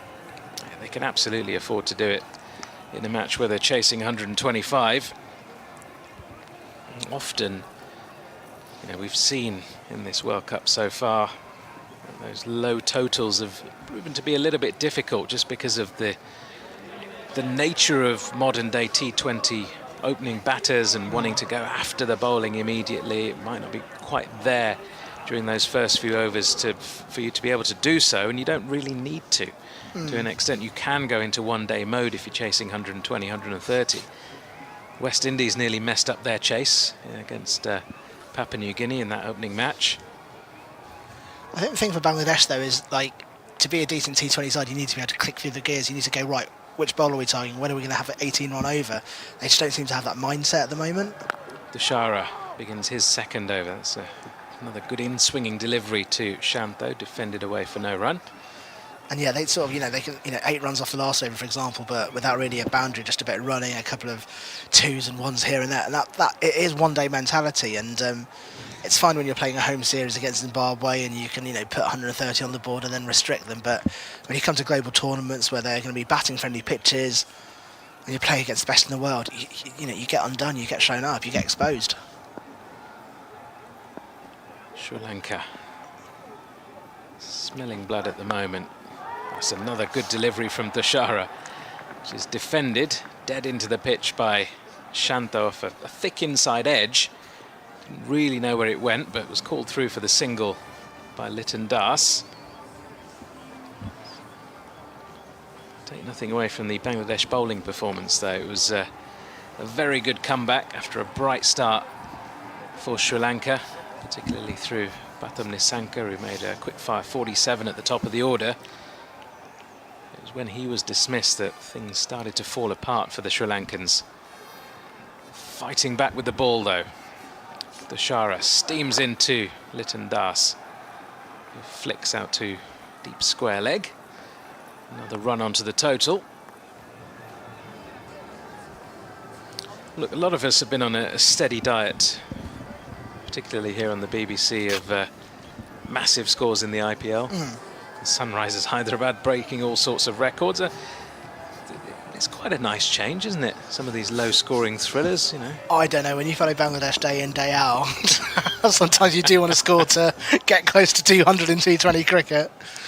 Otherwise it can be very long games of watching, one-day style cricket just for 20 overs. Here comes Nuwan Deshara. Shanto's down the track a little bit, just a couple of steps, flicks away, backward of square on the leg side for another single. And don't get me wrong, a low-scoring thriller can be a thriller, but that's exactly the difference. It has to be a thriller. If it's just watching Bangladesh batting out at 4 and over... But do you want to see 280 plays 260 all the time? If you're a Bangladesh fan, yes, I'd love that. Absolutely. I think Bangladesh would absolutely take that. You wouldn't be interested if you're a bowler, though, would you? No, quite right. So forget this cricket. Let's go and pitch some balls in baseball for the Yankees or someone.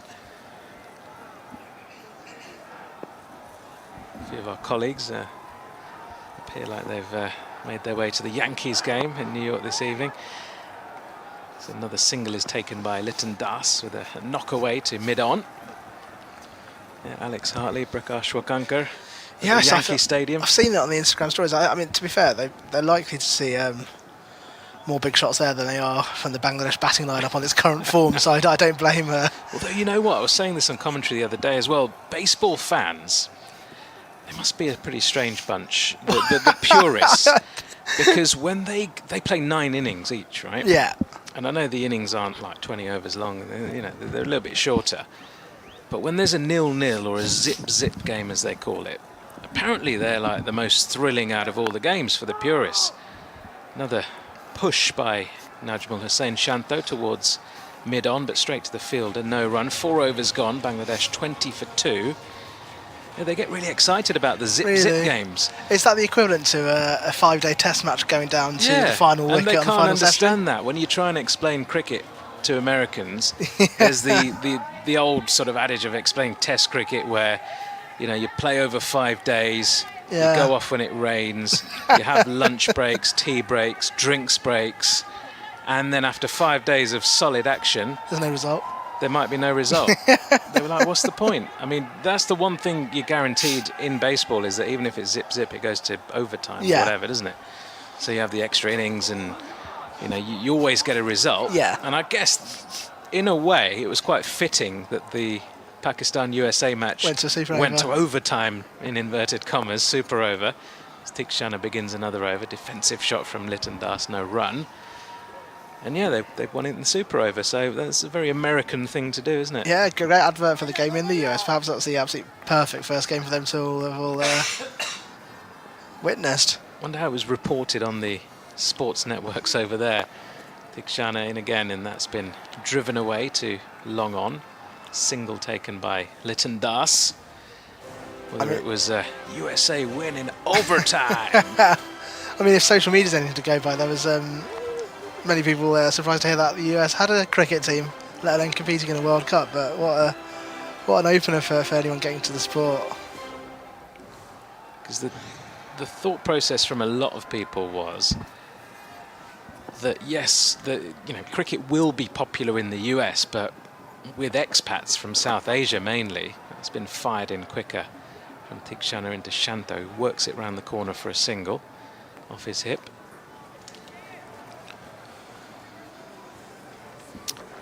Well, thank you to Sports Extra listeners who have just joined us here as Bangladesh make their way to 22 for 2. They limp along in this chase. A very small target in front of them, 125. That after Sri Lanka posted 124 for 9 from their 20 overs. After a bright start, fell away towards the back end of that innings. Tikshana continues into Litton Das, who flicks out towards deep mid-wicket for another single. So, yeah, thrilling match from an Afghanistan point of view. Lots of positives to take from them. The thrashing of New Zealand in the end by 84 runs. For those listeners just joining us, you might be in for another treat here, because we were expecting this to be a lot more straightforward for Bangladesh early on. Could have just sort of seen themselves in for the first 6 overs or so, but gave it a little bit of a go as another single's taken by Shanto into the offside there towards short extra cover. But a couple of wickets, couple of good deliveries early on that we've seen. Some swing from Nuan Tushara, bowling with that slingy action, getting the ball to move into the left-handers, away from the right-handers. Seeing some spin-on show as well early on with Hasaranga into the attack. De Silva opened the bowling, took that first wicket. Lots of fans from both sides packing out this stadium in Dallas as he's wrapped on the pads, Litton Das, and maybe gets a bit of a top edge as well. That's running away for 4. It was straight off the bat. So valuable runs for Bangladesh. You can see what it means to the fans in the crowd. Every run, every boundary is going to be cheered here with immense passion.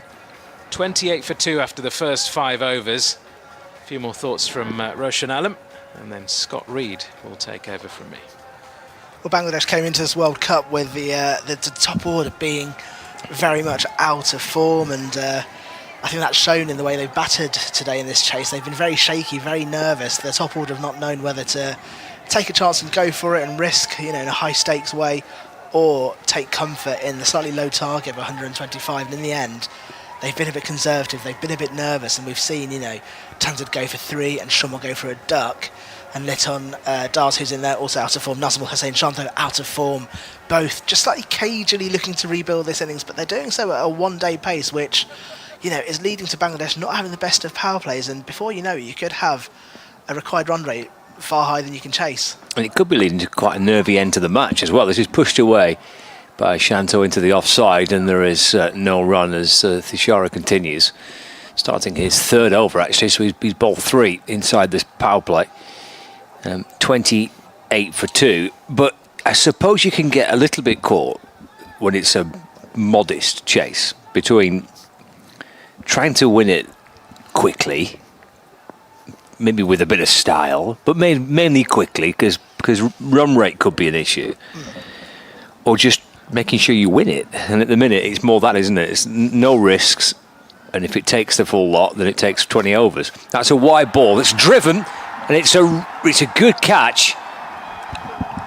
And Shanto has gone. It was a terrific low catch. At first, I thought maybe that's bounced just in front, but high fives are plenty, and it's a third wicket to fall, and it's the captain Shanto who's gone. Driving this delivery to extra cover. Oh no, it's a really good catch. Way to the right, kind of waist height. And Bangladesh lose their third wicket, 28 for 3. Asalanka with the catch. Yeah, the captain goes. He's been out of form coming into this tournament. Was well out of his crease, almost like he was looking to take on the bowler. Drove it, I thought, fairly well, and it looked like there was a bit of a delayed reaction from the Sri Lankans. I think I almost heard the crowd celebrate before the Sri Lankan players did, but an important wicket. I think now Bangladesh firmly on the back foot, and once again, I know, the target of 125 can seem like a modest one that Bangladesh can plod towards. The problem is, this is how they play at home, and it kind of exposes them when they come to play against bigger sides or play away from home. And once again, the middle order has it all to do. Thankfully, it's a middle order who are informed. Hridoy has had a brilliant domestic season in the BPL. Obviously, Shakib to come, Mahmudullah to come. But, you're a quarter of the way into the innings. You've now got a higher run rate than you started the game with. It's not an ideal position for Bangladesh to be in because they now play the game on the back foot and are essentially rebuilding. Hridoy, the new batter, that's flicked way off his toes down towards short. Fine leg, always wanting one, and Litton Das sends him back. And he's had to put the dive in. The throw coming in from short, fine leg doesn't hit. But the slightly frantic nature of the yes-no, is there a single? And he's way out of his ground with a direct hit. He's run out by a mile. I'm not saying panic's starting to set in. But I think the panic's starting to set in. Well, that was certainly a moment of kind of slightly blurred minds, really, wasn't it? Not really thinking too clearly. 28 for 3, that's down the leg side by Thishara, so it will be signalled as a wide by the umpire. What's happened here is Hridoy's come in. He is a player who is known for playing fearless cricket. He demonstrated that during the Bangladesh Premier League. It's why he's in this team. Unfortunately, his colleague on the other end is playing very conservatively and nervous, and they've had a complete miscommunication there. I mean, he's some way down, isn't he? It really is. That's how he plays naturally, but, there's no point having one player looking for the quick singles when the other one's trying to protect their form and place in the team. Yeah. The other one's Litton Das going, no run. Let's play it safe, guys, come on. And poor Hridoy having to turn and put the dive in, and he was well short. Oh, that one just looks like he kept a little bit low. It comes off the inside edge of the bat, and again they've scampered through for one as the throw comes in. Oh my word, it's jittery stuff here. I mean, they're trying to kind of brush it off with a few smiles, but he's almost inside edge of that back onto his stumps, and then they've hurtled through for a run. Throw coming in towards the bowler's end, and again a mile out if he hits.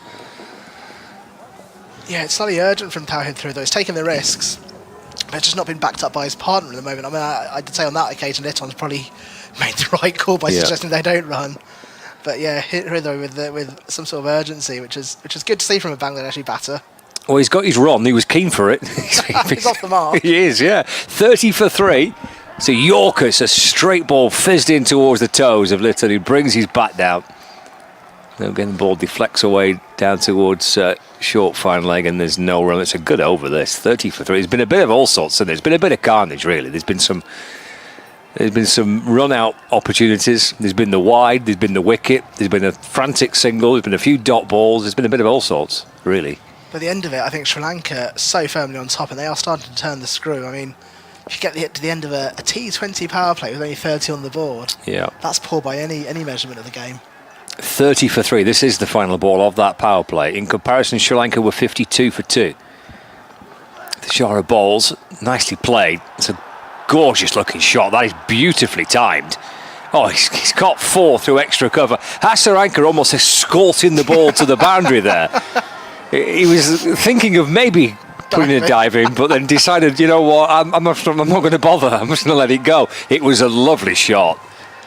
Eased away through the covers for 4. That'll help the mood a little bit for Bangladesh. That'll absolutely help the mood and the nerves for Liton Das, who, I mean, these two batters are experienced campaigners for Bangladesh, but both have been out of form.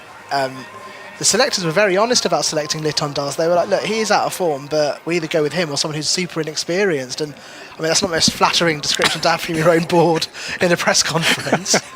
But I mean, he's outscored his 2 competing openers, but not by much. And there wasn't a lot of competition. But I also hope that would help settle the nerves a little bit in the 6th over, and perhaps he'll match Tawhid Hridoy's urgency.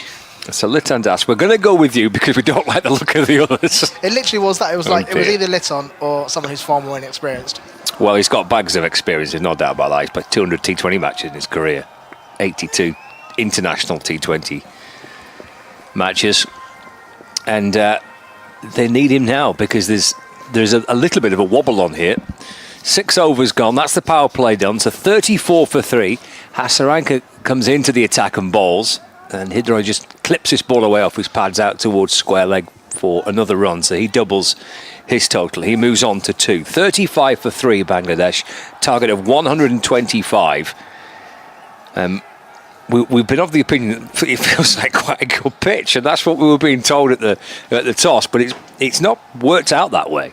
There's only really been Nissanka on either side that's managed to find some kind of fluid batting on this wicket. Liton clips this ball from Hasaranga again out towards deep backward square leg for another single. He moves on to 19, 36 for 3. Yeah, we were sold a quality batting pitch in Dallas, weren't we? We've not yet seen it this tournament. We've had low-scoring thrillers, and like I said earlier, I mean, this looks more like the pitch in Chattogram than it does in Texas. We were fooled into it by the way that Nissanka batted on it. That spins from Hasaranga. It's off the back foot and punched into the offside, but there's no run. And for those who are just joining us, perhaps having been listening to the New Zealand-Afghanistan game on Sports Extra, Nissanka making 47 at the top. This one's clipped out towards the leg side by Hridoy. Just for 1 move, he moves on to 3. And it's 37 for 3. So Nissanka's 47 of 28 with 7 fours and a 6, and batting looked lovely, looked like a belting pitch. We're going to get a score of 200. It was going to all go to plan, but nobody else really has found the going easy on this surface. 37 for 3. Here comes Hasaranga. Balls again. That turns back into Liton, who just chops the ball down towards short third man. There's no run. Yeah, it was really smart batting from Nissanka earlier, and perhaps telling of how to play this pitch, because he made 47 and 28, but I think it was only 1-6 amongst that. The rest of them were sort of fours worked around the ground. Really intelligent batting, and perhaps that's what it's needed on this ground.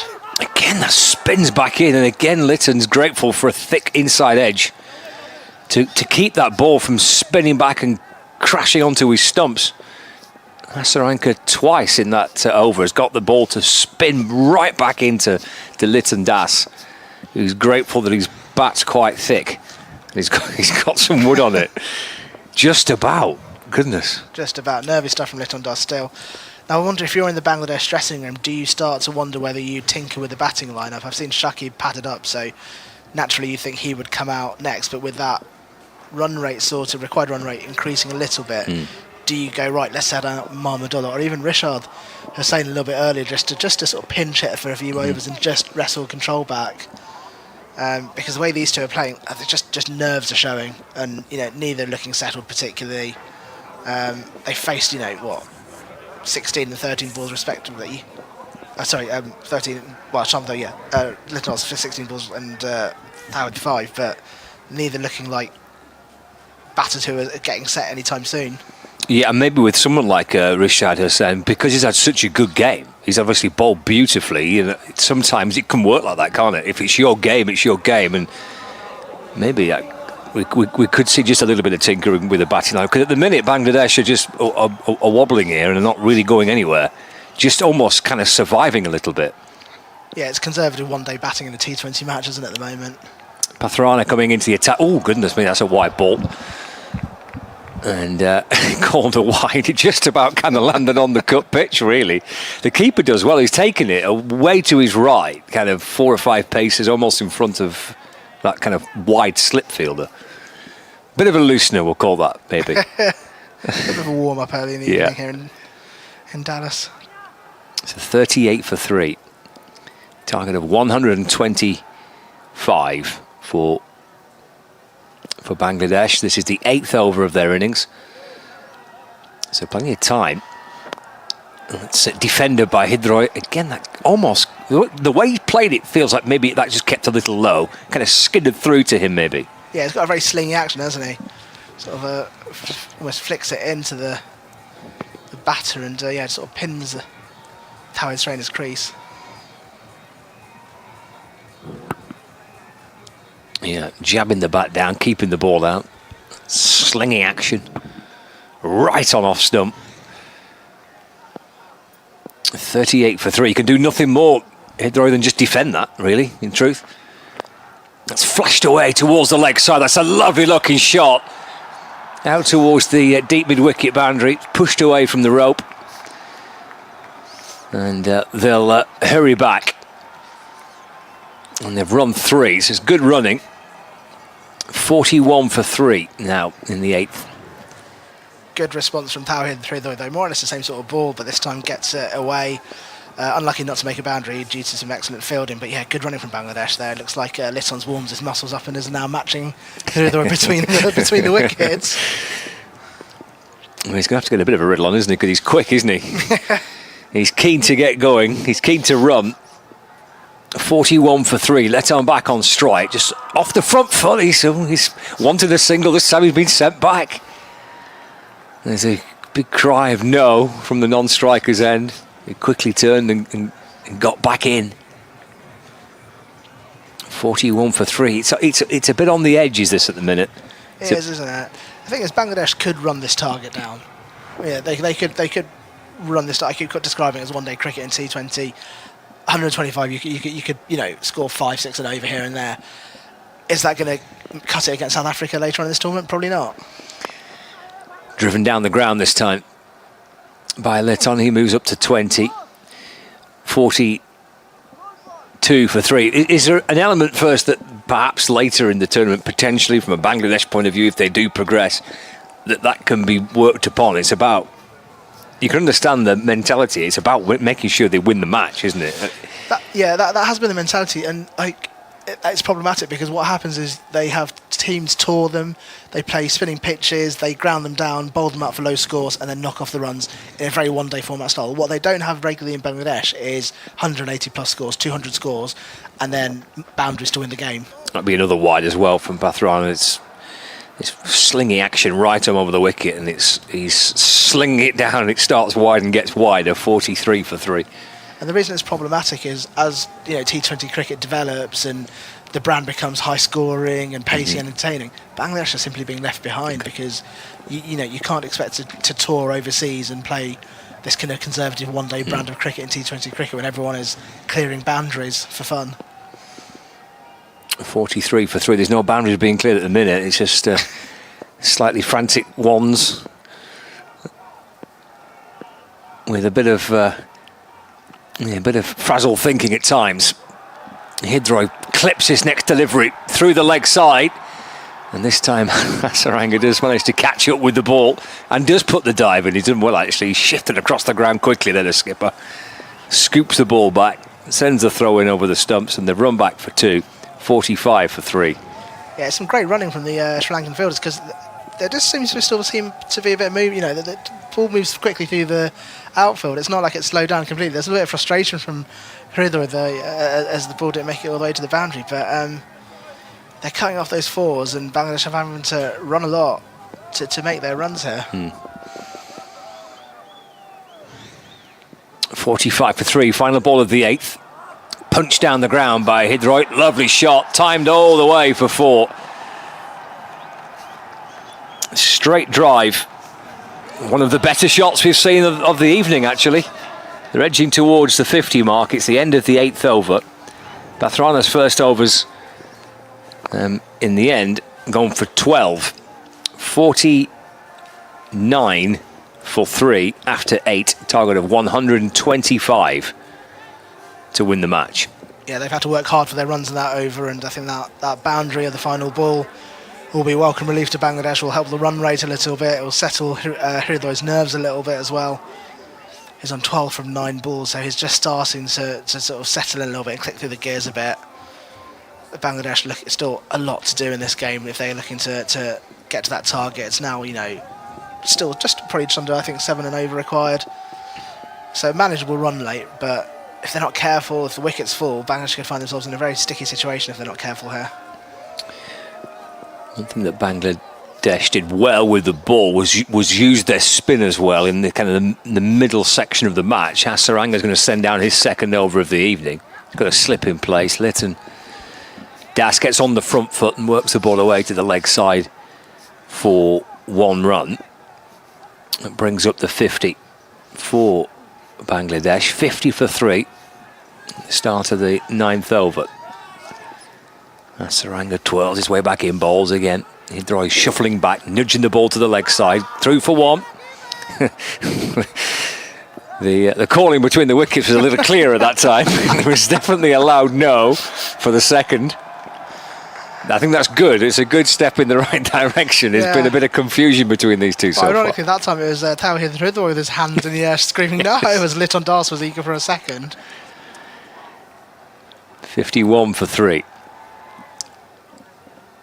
Litton Das back on strike. Hasaranga in, balls, grips and spins back in. Off an appeal by Asalanka, but it was a polite inquiry at best, really. Won't be reviewing that one. 51 for 3. We're halfway through the 9th. Target of 125. Ball has spun tonight. There's been some turn for the spinners on both sides. Hasaranga in again. Another little inside edge back onto the pad by Litton Das. And again, there's no run. There's a good spell again by Hasaranga. Just 2 runs so far off the over. Yeah, really strong stuff from Hasaranga here. Bangladesh really starting to get the ball away. And yeah, you're right, as the evening set in here in Dallas, it's sort of turning a little bit more than it did earlier this morning. Balls again, bit of movement in the crease by Litton Das. He kind of thrusts himself to the leg side, then works the ball away through the offside. It almost looked like a dance move there, Litton Das. Really thought about moving down the leg side with quite an extended leg. Perhaps he kind of misread what he thought Hasaranga was going to do there, and then he ends up driving it through the covers. 52 for 3. Sweeps Hridoy, it's in the air, but he's timed that beautifully. It's in the air and it's over the rope and it's in towards the crowd for 6. And the Bangladesh supporters inside the ground are going to enjoy that. Maybe just 1 or 2 early signs of a partnership just developing, even though it has been a bit frantic at times. A 6 will help matters though. 58 for 3 at the end of the 9th. That's the Tawhid Hridoy Bangladesh fans know and love. Down on one knee, confident, watches the ball go. And straight into the stands there. Much needed from Bangladesh. Tawhid Hridoy has gone for 19. He's faced 11 deliveries, 1 4 and a 6. I've got to say, it's been absolutely marvellous fun. He's been great fun to watch for all sorts of different reasons. Maybe not if you're a Bangladesh supporter. That might be a little bit riddled with anxiety watching him at the start of this innings, but he's injected a bit of energy, certainly for Bangladesh. He's come out with a lot of intent. He's wanting to run hard, try and get 1s and 2s where possible. He's trying to play some shots, just trying to get Bangladesh moving a little bit. 58 for 3, 9 overs gone. 67 more runs to win and 66 balls to get them. We could be in for a really good finish. Nervy, close potentially, bit of a low-scoring game. That's okay. It could be good fun to watch. 67 from 66. I think Shana comes back in to send down his 3rd over of the night, and Litton Das just chips that away towards mid-wicket. And there is no run. Dot ball to start the 10th. Yeah, a little bit of a partnership forming here. They both came together when Bangladesh were 28 for 3 in the 6th over, and have started to just sort of click through the gears maybe a little bit here, which is exactly what Bangladesh need, just to maybe wrestle the control of the game back into their favour. Yeah, 30 off 22 balls. But not adding to it here again. Another dot ball as Litton gets forward and pushes it back down the pitch, and his body's flying all over the place here. There's a non-striker going one way, the bowler going the other. It's a dot ball, 58 for 3. I think Charlotte in and balls. It's flashed away down the leg side though, and signalled as a wide by the umpire. 59 for 3 now. 2 balls into the 10th over. I think Charlotte again down the leg side, again grateful for his glove work from the keeper for preventing it being a costly wide, but a wide again called. It's a 60 for 3. I mean, he's bowling quickly and he's bowling really flat, kind of flat, quick darts, but speared the last 2 down the leg side, and the keeper's come to his rescue. It's a low full toss. That's swept by Litton Das out toward deep square leg. Good work on the boundary. They'll jog back for a couple. The score moves on to 62 for 3, and Litton Das now to 24 not out. Yeah, phenomenal fielding, diving stop there. Sri Lanka have been very good on the boundary today, actually, because the ball has moved quite quickly through the infield, but so have the fielders. And on numerous occasions, they've made Bangladesh really work for their runs in the sort of heat. It's like 30 degrees in Dallas, and so it's going to be hard work between those wickets tonight. Yeah, hot and humid night in Texas. Lively one too. Yeah. Crowd is really good. That's a single pushed up to mid-off there. A good crowd inside the ground. Plenty of Sri Lanka and Bangladesh fans. There's a really nice atmosphere. Flags and banners, and plenty of people enjoying watching this game. Hridoy going back, trying to cut the ball from Thikshana, but playing a miss, and again taken by Kusal Mendis, the keeper. He's done well to save some runs for his side in this over with these wides down the leg side. You know why there's a great crowd today? Go on. Parking availability. Seeing shots earlier on of the parking around the stadium. So much parking. It's a fair point, yeah. Don't see that around a cricket ground in the UK. No, I mean, there's room for quite literally thousands of cars. Thashika in balls, and Hridoy works the ball away through the leg side. And she's gone scampering after that off his own bowling. They cross for a single. That's the end of the 10th over. That is the halfway point. Parking aplenty. Runs and boundaries haven't been for Bangladesh so far, but they're in the game. I think we could be heading for a really, really interesting final 10 overs. 64 for 3, halfway point. Hridoy on 20, Litton Das on 25. Target of 125 to win. It could be a very close end to this match. Maybe a bit of a thriller. Nikeshi's back with us. It could well be. If Bangladesh can keep these wickets in hand. At the moment, it's just basically a runner ball. Gets them to their target from here on in. The fans are on the edge of their seats at the moment as the players take a well-earned drink. Very hot conditions out there on the field here in Dallas. Lovely stadium, intimate stadium. Almost packed to the rafters, really, with lots of fans from both sides. I often joke about the parking, but it's a valid point. It's the roads as well, because it's just outside the city. I think that makes a massive difference, yeah. Because if you're going to somewhere like Edgbaston, where we've both covered a lot of cricket, Scott, there's a massive car park. In fact, there's 2 reasonably big car parks, if you include the one on the ground and the one just across the road from the stadium. Getting there is an absolute nightmare. Road closures and all that sort of stuff. The roads are all clear. There's nobody on the roads unless you're going to the cricket. You don't have to worry about anything. I'm getting sold on Dallas. You completely, you've been getting, you Dallas are sold. Is the place. You are sold on it completely, I can tell. There's international cricket there now. The weather's lovely. The weather's beautiful. Yeah. The houses. The house prices you said were good. Absolutely. There's plenty of parking. It's great. What's not to like? You'd probably get a nice triple garage as well to put your cars in as well, in that nice big mansion that you can get for the price of a one-bedroom pokey flat in London. So why not? Everyone we've seen out there at the moment, all the teams and their coaching staff and the fans that have travelled out there that are not from the US, seem to be enjoying that part of the world. I mean, if you go, it seems to me, if you're in New York, you've got to visit Times Square, you've got to take the obligatory selfie on Times Square with all the lights and all the razzmatazz that goes on there. If you're in Dallas, you've got to have a picture with a cowboy hat, haven't you? That's the thing. I've seen a few ground staff with the cowboy hats on. That's brilliant, isn't it? The Fantastic. ground staff coming out to take care of the pitch, and they've got cowboy hats on. It's been superb. Such a Dallas thing. Unbelievable. And the quality of the hats as well. It's not like you just go to a costume shop and it's that kind of... These are proper... I don't know, like, you know, there's levels to cowboy hats, aren't there? You are sold. These are the real deal. You love this place. I do. Absolutely.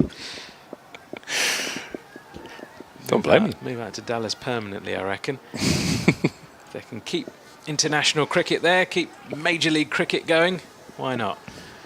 Right, got a match on our hands here. Bangladesh getting back underway here. 64 for 3, chasing 125. 10 overs remain in the innings. Pathirana continues. It's left alone outside off stump by Hridoy. Don't see many leaves in T20 cricket, but small target in front of them here. They don't want to make any more slip-ups, Bangladesh. No, they need a slightly calm partnership here, aren't they? I mean, I think I would be surprised if the final 10 overs we see anything different from Bangladesh. I don't think they're going to come out and start trying to clear the ropes and score quickly here. They'll try and win the match. I think Hridoy's brought a bit of energy to it, but they'll just still, I think, go quite steady. With a massive backlift, guides one down to deep third. It's the single. It's almost like a right-handed version of Brian Lara, isn't it? Right up there, almost like a baseball stance. Then the little dab down to third man. Dab down to third. Looks like he's about to wallop it out the ground. That's what the Americans might not quite get yet. The little subtle pieces of skill involved in guiding one down to third when you look like you're going to smash it out of the ground. Current partnership 37 from 30, much needed for Bangladesh. Another dab down to third, this time by Liton Das, another single taken. Quick stuff from Pathirana, nearly 93 miles an hour with a slingy action. Can't be easy because his release point is almost in front of the umpire, isn't it? In front of that pink shirt that the umpire's wearing. Quite low down as well. Must be a skill in itself to just be able to pick up the ball as it's coming towards you out of the hand. 59 needed from 57. Pathirana goes again short and wide, and again it's dabbed down to deep third. He might have to rethink this tactic, Pathirana.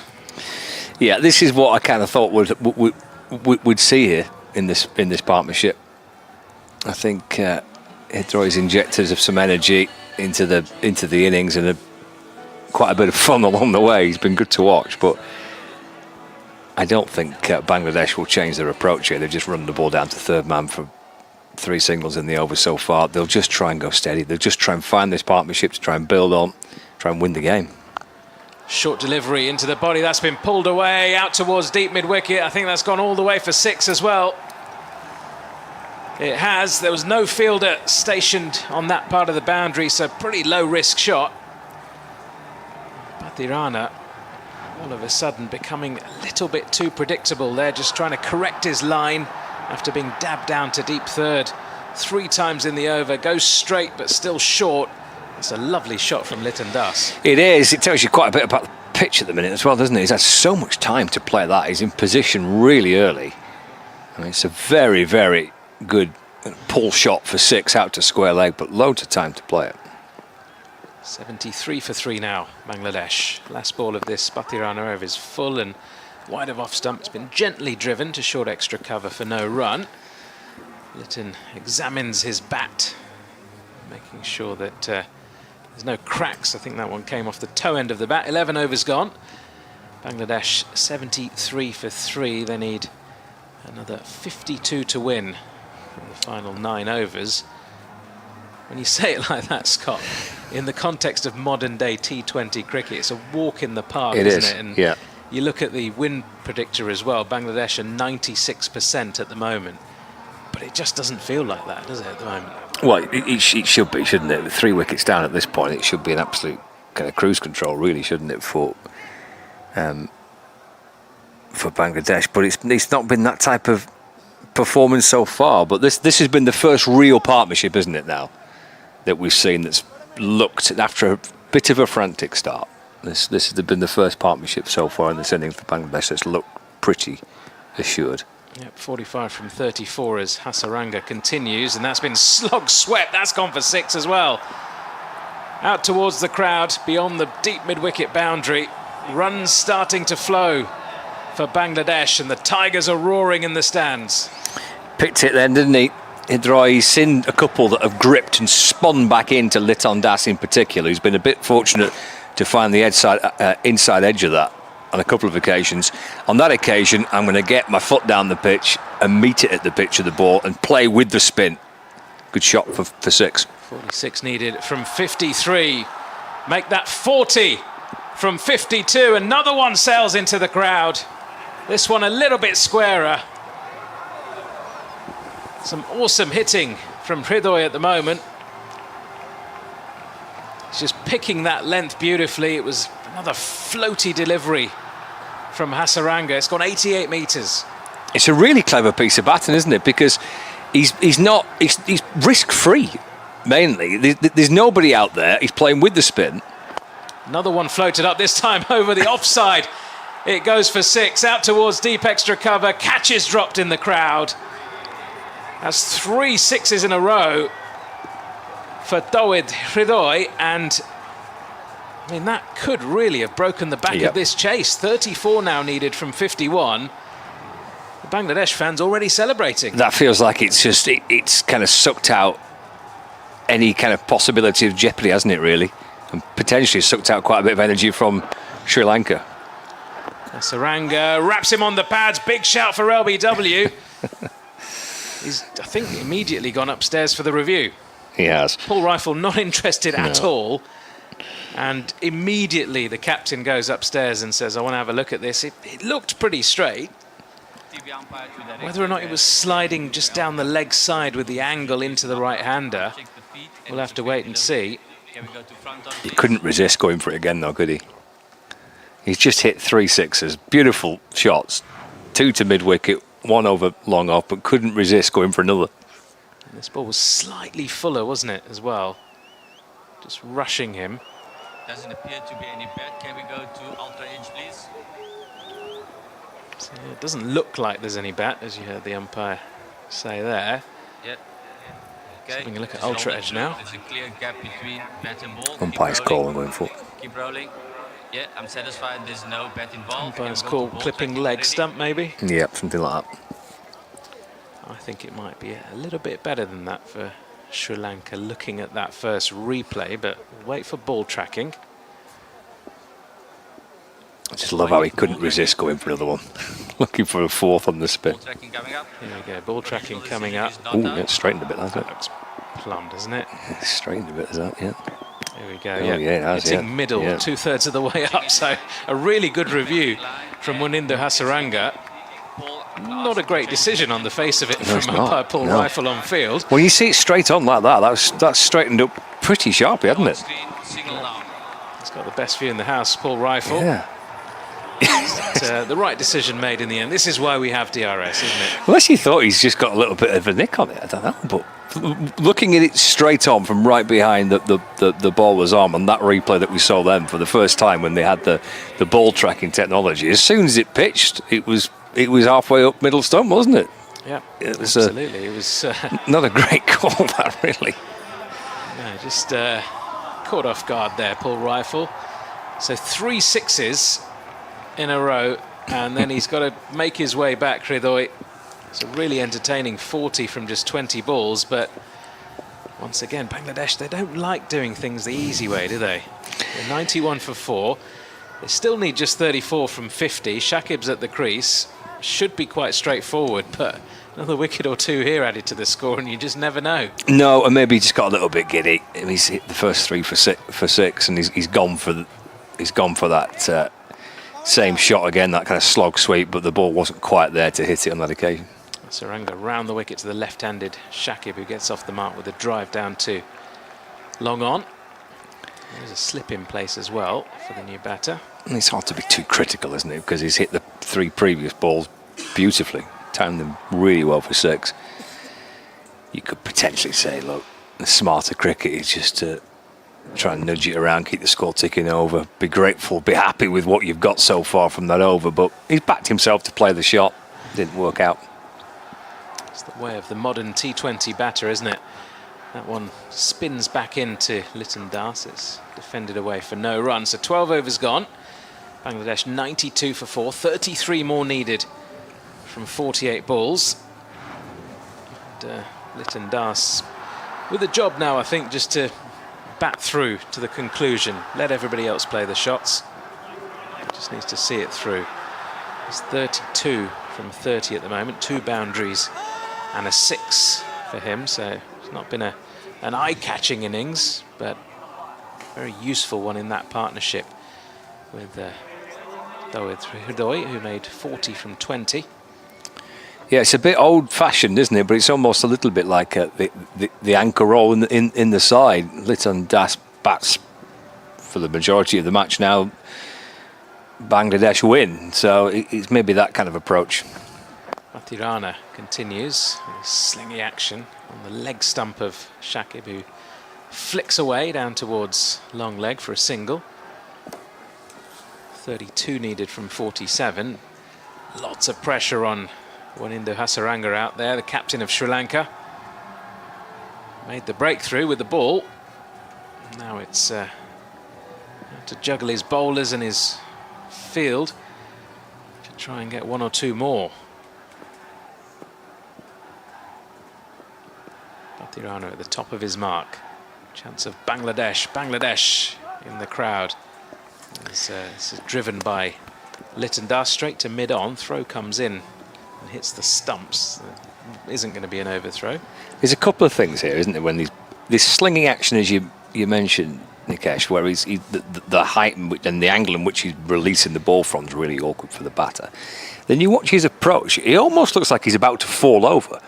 He's got this little stumble, hasn't he? You're almost going to put off thinking he might just fall over. That he has in his follow-through. Yeah, he's gone short, and that's been cut in the air out towards deep point. Bit of work to do for deep third. Will allow the batters through for 2 more runs. Like a little stutter, isn't it, as he comes up to the crease? So you've got the awkward angle, height, and the angle in which he's delivering it, and then you've got this little bizarre stutter thing that he does as he's up to the crease and bowling. So you'd be forgiven to be a little bit distracted by the angle in which the ball's coming from, and also what he's doing with his feet. Absolutely, yeah. It's nothing conventional about there isn't, his action at all. And he comes. That's a good short delivery. Takes off, but it might be signalled wide. So it just absolutely took off and whizzed past Litton Das, who swayed away eventually. But no, still 30 needed from 44 deliveries now. So just under the top of that helmet. Although looking at the replay, it was a tight call. It was, yeah.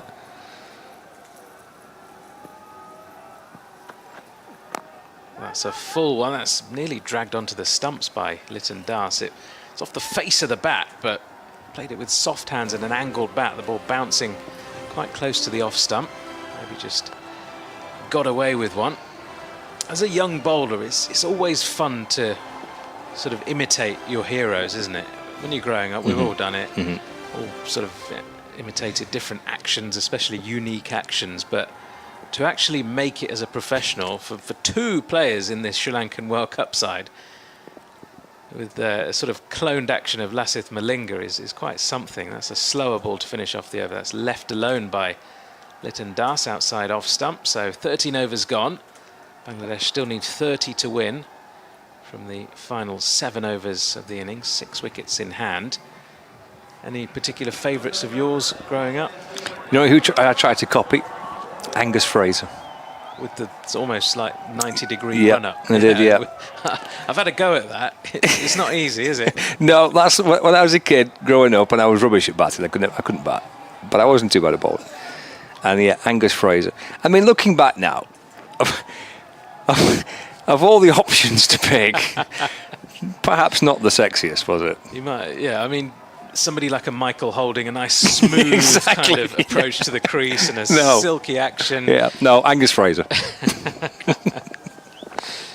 This is Pathirana continuing. And that's a full delivery defended away for no run by Shakib. I mean, there's some you can have fun with, like the sort of Harbhajan Singh where he chucks his arms out to the side before he gathers and bowls. The Murali, if you can get that one right, that's a difficult one. Driven away by Shakib this time into the covers for a single. But to actually then do that in a match, I mean, when you're messing around in the back garden, it's one thing. When you're doing it in a match, when you're going through like your age groups and all that, county or state level like these guys, and eventually making your way into the national team and still doing that. And to have two of them. Yeah, and with the Malinga action, it's not only unique and difficult to do, you're quite injury prone when you're bowling like that. It's not a natural thing for the body to do at all. That's a short ball, which has been pulled by Litton out to deep mid-wicket. There is protection there, though, so just another single. 28 needed from 39 balls. I mean, look, fast bowling or bowling in general is not really a natural thing for the body to do, but then when you're putting all that extra pressure of coming around and bowling in such a slingy style, and very difficult to actually get that right. It's been punched away by Shakib, but straight to Angelo. Mathews at short cover, no run. We saw on the monitor as well that the way that they both do it, so that the height release and the angle in which they bowl it from is almost identical. Round the wicket comes Pathirana, and that's been worked round the corner, backward of square by Shakib for a single. The one thing you would say, though, is that you come up against the likes of these guys in the nets, you're kind of almost prepared for anything, aren't you? They're bowling 93 miles an hour from that kind of angle and release point. True, yeah. 27 needed from 37. Make that 26 from 36 as another single is pushed down the ground by Litton Das. 6 overs remain, 26 needed. Bangladesh 99 for 4. You just wonder with Bangladesh, though, when's the next bit of drama coming up? They're quite similar to Pakistan in many ways, especially on the big stage in World Cups, where they seem to be cruising sometimes, and all of a sudden the unthinkable happens. Will it happen tonight? Well, Litton Das is doing his best to remove all possibility of drama by just going nice and steady, nudging the ball around for ones, the occasional two, and slowly pushing Bangladesh towards their victory target. Hasaranga wraps him on the pads. Litton Das, he's doing the celeb appeal, and he's eventually been given out by Michael Goff. That looked a really, really good shout. It did. Took a long time to put his finger up, though, umpire Goff. And now the batters will discuss whether or not to review that decision. What's Shakib asking the umpire now? I don't know what the I presume discussion is. I presume they have reviewed it. Well, they have, yeah. I think what he was saying is that the countdown clock is not coming up on the screen. Oh, I see. Okay, right, okay. And it didn't come up on our screen either. But they have gone for the review. It looked a good shout watching it live. Well, it was the googly. It pitched outside off. Spun back in just a touch. Hits him on the back leg in front of middle stump. Unless there's any glove or bat on that. And he would have probably known straight away, the batter, if that was the case. It's another... It's a poor review. Looks it. It's not hit the bat, has it?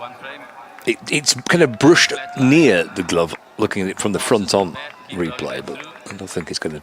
From the side on, it's way below the glove, isn't it? And it hits him on the back thigh, but he's bent down a long way there, Litton Das.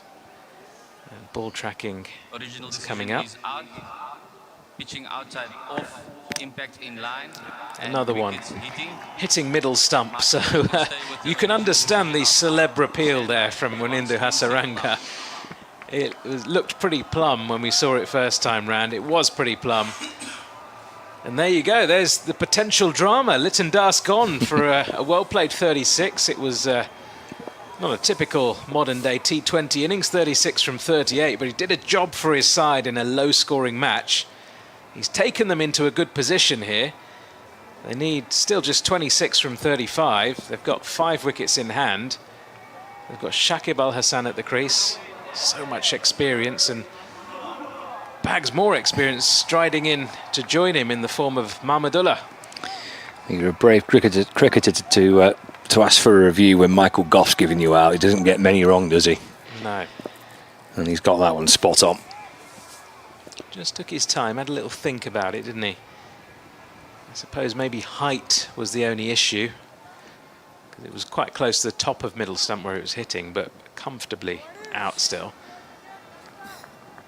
Right, Mahmudullah, his grey beard sticking out the bottom of his helmet, facing up here, gets off the mark with a flick out towards deep mid-wicket. That's the 100 up for Bangladesh, 100 for 5.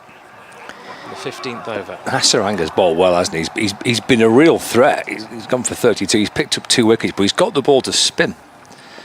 He's got the ball to grip and to spin back in. And Litton Das actually, on a few occasions, has been quite lucky to have got a little inside edge and a little bit of bat on ball with balls that have spun back into him a little earlier on. Bowled nicely, the skipper of Sri Lanka. He has. He's got a slip in place here still to the left-handed Shakib. That one's kept a little bit low. It's well defended away by Shakib for no run. 25 needed from 33 now for Bangladesh. Those 5 wickets in hand. If you are just joining us, 125 the target after Sri Lanka fell away at the back end of their innings. It's another defensive shot from Shakib into the offside for no run. Still in control for Bangladesh, but with every couple of dot balls that they can string together, Sri Lanka, and wickets that they can take, just that little bit of extra pressure being created. It's almost squared up Shakib. It's caught a leading edge, and it's back down the pitch to Hasaranga for no run. So 3 dots in a row now. A wicket to start off the over 2. The Sri Lankan captain, oh, that's past the inside edge, and it's pretty close to the off stump too. It's a good take by Kusal Mendis behind the stumps. Things just starting to happen here. Just 1 run from that last over and the wicket. That equation getting a little bit closer, the runs and the balls. 25 needed from the last 30 balls. 5 overs remaining then. Scott Reed, you're going to take us through to the conclusion alongside Roshan Alam. And Roshan, before we get into the exciting times at the end of this match, I'll ask you a quick question. Bangladesh, they've got all these tigers, they're known as the tigers. Are there still wild tigers in Bangladesh? I know there are in West Bengal in India, they're on the rise. I don't know if there are any in Bangladesh. I've been told there are. I've been told there are around Sundarban, yeah. I'm not that I've seen one myself, I can't really claim witness, but I am. Not come face to face. Not come face to face with the tiger fan. I'm only stuffed ones, cricket matches, but. Glad to hear it. The Tigers pretty nervous at the moment. Yeah, 100%. I mean, Bangladesh are making hard work of this. Had it not been for that hat-trick of 6s from Tawhid Hridoy, I think the equation would probably been far more difficult, but 25 required from 30. They just need to be careful to not let this slip. Yeah, they're doing their best not to let it slip and try and find a way to get over the line and win and take a single off this first delivery of the 16th over, so 101 for 5. You can understand the approach, can't you? That, I mean, it's been so jittery. It's been all sorts, this run chase, just to get it won, really. Yeah, it's been nervous from Bangladesh. It's a team who have not been in form with a bat and have not been convincing for a little while, and this is how they've played in the lead up to this World Cup. It's turned away off the pads out towards square leg again, just for the single, which is fine. Ones will do it. 102 for 5, so we're into the 16th over. 23 from 28. I'm not convinced that Bangladesh gain much confidence from this batting performance today. You know, Litton Das has got a few runs here and there, but he looked nervy for the most part. He did, yeah. Tawhid Hridoy is the only person who's really scored big hits, and he's been in form. There's Mahmudullah just eases the ball safely enough down through mid-on for a single. Moves on to 3. It's 103 for 5. You know, if Bangladesh go to the next game and South Africa set them 180, Yeah. what's their approach? You know, Yeah. do they know how they play? I don't think they would. No. A reverse sweep by Shakib. Played nicely away, actually, out towards the boundary. Won't reach the rope. We do come back for 2, though. So 2 more nearer to victory. 20 to win from 26 balls. 105 for 5. It's been a real mixed bag, the run chase.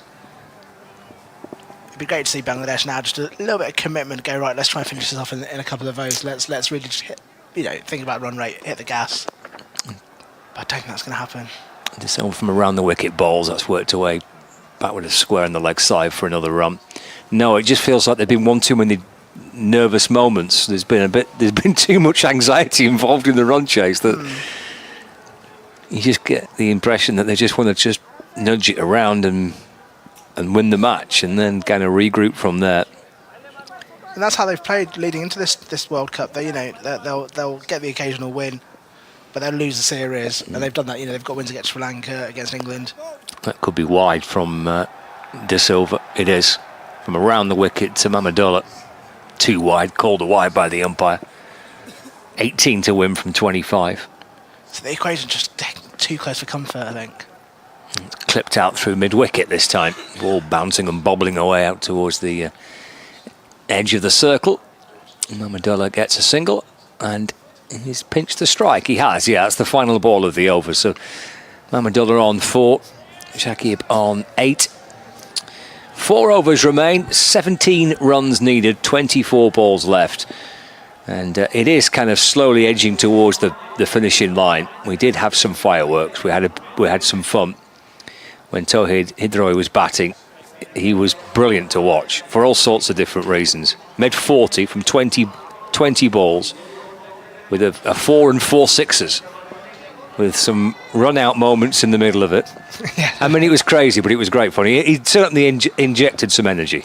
Absolutely, yeah. He is Bangladesh's informed batter. He's a really exciting talent that was discovered in the Bangladesh Premier League a couple of years ago.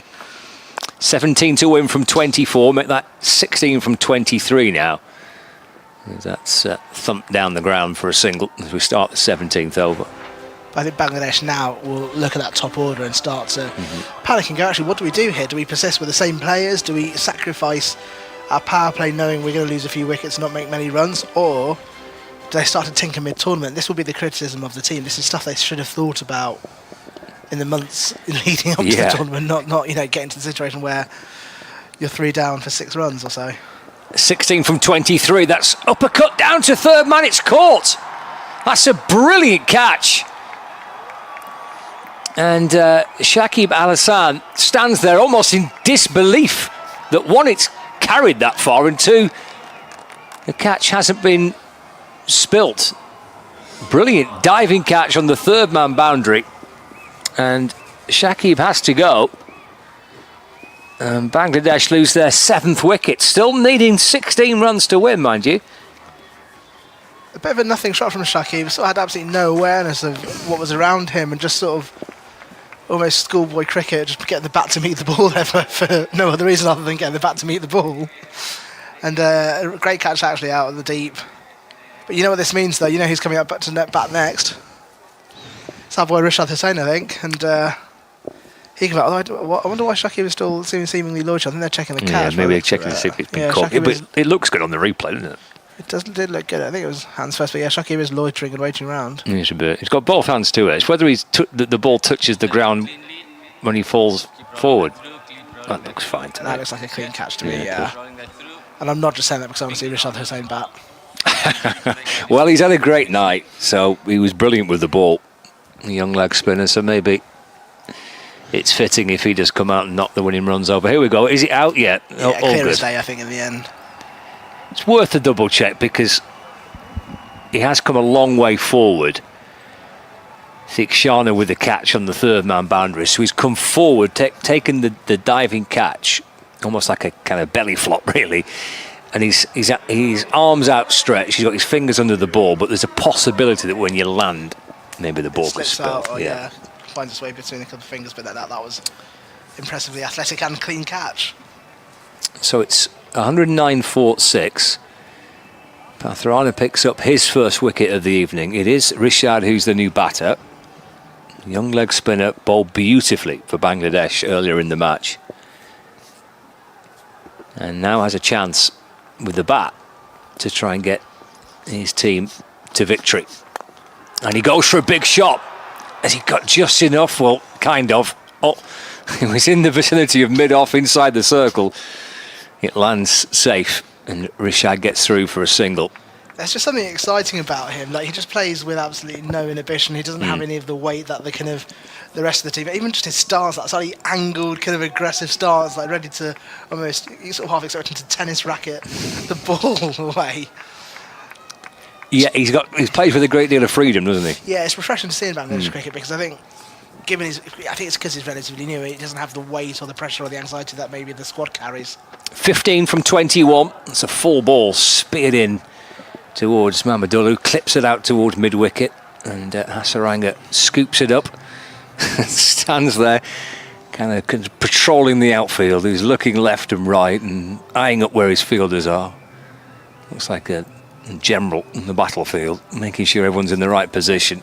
He's got half a chance of still taking this deep. I mean, they shouldn't really. I mean, Bangladesh should be winning the match, but you just don't know, really. It's been so unpredictable, this game. 15 to win from 20.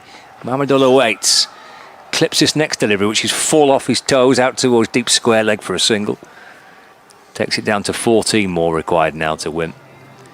It's 111 for 6, with one ball left to the 17th over. It would be a great show of confidence for Bangladesh just to look to finish this in the next couple of overs. Go, right, let's just smash this around, win in the next couple of overs. That would send a signal. That would be a confidence booster. But what will likely happen is they'll trickle around and make this more difficult for themselves than is necessary. That doesn't help anyone, really. Doesn't help the run rate. Doesn't help the confidence of the squad. Both sides were level at this stage. Both sides 111 for 6 at this point. Steered away on the bounce to backward point. Love a crowd catch. And there was a few in the crowd there that thought that had gone on the full. But it was chopped into the ground and a dot ball to end the 17th over. So 111 for 6 at the end of the 17th over. And 14 runs required from 18 balls, and they've still got 4 wickets in hand. They've got Mahmudullah with all the experience in the world. They've got young Rishad Hussain, who bowled beautifully earlier on, to see if Bangladesh can get their competition up and running with a victory in their first match. Already we've seen a result which will get a few eyebrows raised, with Afghanistan beating New Zealand, bowling New Zealand out for 75 to win by 84 runs. I don't think anyone is expecting this to be a low-scoring World Cup, but it's providing all the entertainment, isn't it? It is, yeah. As you and Nikesh were saying earlier, there's nothing wrong with that. I mean, it's great to see some big hitting and sixes and all the rest of it, but these can produce some belting games. 14 to win, 18 balls left, dot ball to start the 18th over, so it's 14 to win off 17. And Sri Lanka are hanging on in there, just about. This is where it has the chance of becoming a bit nervy for Bangladesh. It has that kind of required run rate ticks up and up and up. You've got really your last 2 recognised batters at the crease, and you lose one more wicket. Suddenly that becomes very intimidating. Yeah, it will put quite a bit of pressure on into the final over, that wouldn't it? Yeah. You'd want to try and get this done this over or the next. That's pulled through square leg. It'll be a single. So the score ticks on to 112 for 6. So 13 required from 16 balls. So a dot ball and a single so far to start this 18th over. This will be Thashara's last as well. He's picked up 2 for 16. Looks pretty cool and calm, doesn't he, the Sri Lanka captain, Hasaranga. But then again, I suppose he's been there and done it, hasn't he? He's not a great deal he's not seen. He's played that much cricket. Goodness. He's kind of wandering around like it's a little stroll in the local park, really. It's all right, boys, don't worry. Giving off the air of confidence. Maybe underneath it's a little bit more nervy. 13 to win, 16 balls left. It's short. And it's been called a wide. I think that looked a pretty sound decision from the umpire. Yeah, it did actually. I think Rishad Hussain almost thought about trying to prod it over the keeper's head, and then, well, no, he actually did go for it, didn't he? He did, didn't yeah. think about it. But he went for it and missed. He just tried to get the open face of the bat and just lift it over the keeper and take the runs. And I just like his intent. I think that's how it's refreshing to see in this Tigers team. You don't see that very often. 12 to win, 16 balls left. Oh, he's been bowled. He's gone for a big hit. And Rishad Hussain won't be there to hit the winning runs. Bangladesh are not there yet, neither. They've lost their 7th wicket and they still need 12. And there's 15 balls left, 113 for 7. And Thushara picks up his 3rd wicket of the night. How are your nerves? Well. We knew Bangladesh were going to make this difficult for themselves. And the equation has just got a bit tougher. They're now, they've only really got Mahmudullah there as the recognised batter. This is very, very much how Bangladesh have played going into this World Cup. It's not really been fixed. It's not really been solved. And the fact they continue to play like this is a worry. But the problem is they do just get the wins. And that means they don't have to sort of change anything. But, Tuscan out now, Mahmudullah out. And they need 12 runs from 15 balls. Suddenly the equation has become a little bit more tense. It has. Still favouring Bangladesh, but not by that much for me. Well, this is it. You've got Tuscan Ahmed come back from injury. Not the best of batters. Another wicket here. And suddenly you'd feel it's swinging in Sri Lanka's favour. Need 12 runs to win, 15 balls left for Bangladesh. It's a full ball. He's gone for the LBW, looking for that Yorker. He's sent down a beauty, Thushara there. Fallen straight. Is it straight enough that maybe the captain can be convinced to try and review it? They're having a lengthy conversation here. Yep. And they've gone for the review. You might as well at this stage, right? I mean, you're probably not going to use the remaining ones in the next couple of overs. Well, he's gone for that Yorker. Full right onto the toes. That looks good to me, I think. That looks on the toes pretty much what? Middle and leg? Yeah, I think this could be out. This could be out, and Bangladesh are in danger of making a real old mess of this. Impact is in line. Wickets are hitting. Original decision not out. That will be overchanged. It's 8 down now. 113 for 8. What on earth are Bangladesh doing? The game's there to be won. It's been there to be won for most of the night, really, in truth. And now all of a sudden the win seems a mile away. Still need 12 from 15 balls. And now with 2 wickets remaining. And you feel just the energy has just risen in the Sri Lankan camp. It has now just swung. I think if it felt tense or on the edge in the last 3 or 4 overs, I think it's now firmly swung in Sri Lanka's favour, and they'll feel confident, I think, with 2 wickets left, 2 unrecognised batters, only Mahmudullah there, he's not on strike. Bangladesh have made a real hash of this. I tell you what, it's a great delivery from Thushara, isn't it? I mean, that is a proper Yorker, right at the death. Absolutely. It has been a bowler's game. I don't think anyone's expecting that at this T20 World Cup, but it's great to see bowlers dominating, actually. It's not what we're used to in T20 cricket, but it's been a fine display by the bowlers today. Well, he went for his Yorker. You don't see it too often in T20 cricket, I suppose, these days, because if you get it a little bit wrong, batters are so good to adjust and score runs off it, but he's got his Yorker absolutely bang on the money there. Both wickets, full straight. 1 hitting the stumps, One hitting the toe that was going to hit the stumps. This is a hat-trick ball. Speared away down the leg side to Tasman. And the wide signal by the umpire. And Bangladesh now need 11 from 14.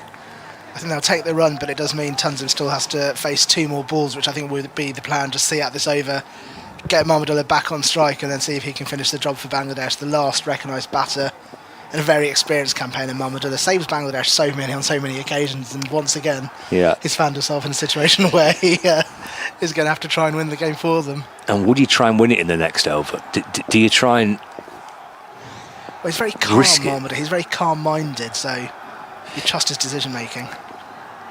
Well, that beats Tasman as he just kind of wafts his bat at that outside the off stump, and the ball sneaks past into the gloves of the keeper.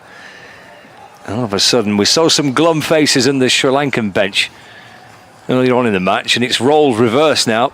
The Sri Lankan players have found a smile or two, and there's slightly nervous looks across the players and backroom staff and Bangladesh supporters in the crowd as well.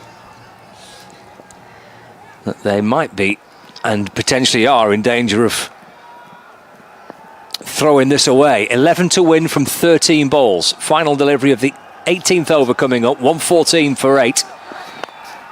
Full on off stump again and driven away into the offside. And it's fielded at cover and there's no run. That is a really good over. That's a terrific over sent down by Thishara with 2 wickets in 2 balls, and it's just swung all the energy to Sri Lanka, really. Completely. They have now got the kind of, the spring in their step, the energy, the kind of excitement, the confidence, and just the body language of the Sri Lankans around the pitch. They feel like they're on top of this job. And for Bangladesh, 11 from 12 seems like a doable equation. You'd back the batting team in T20 cricket, but they are 8 down. The only hope they have now is the fact that Mahmudullah is on strike going into this next over. He is one of Bangladesh's most experienced campaigners. He is extremely calm in situations like this. He's also done this for Bangladesh many a time. And he's going to have to find another bowler from somewhere. He is absolutely going to, yeah. Because they've all... De Silva's got 2 left, but all the others that have bowled tonight are bowled out. So he needs to find another bowler from somewhere. So presumably Dhananjana De Silva will send down this penultimate over, and then he's going to look for somewhere else. Interesting what Mahmudullah does here. Does he try and win it in this over? Full toss to begin with. This'll help. That's 6. And it's a great flying catch in the crowd.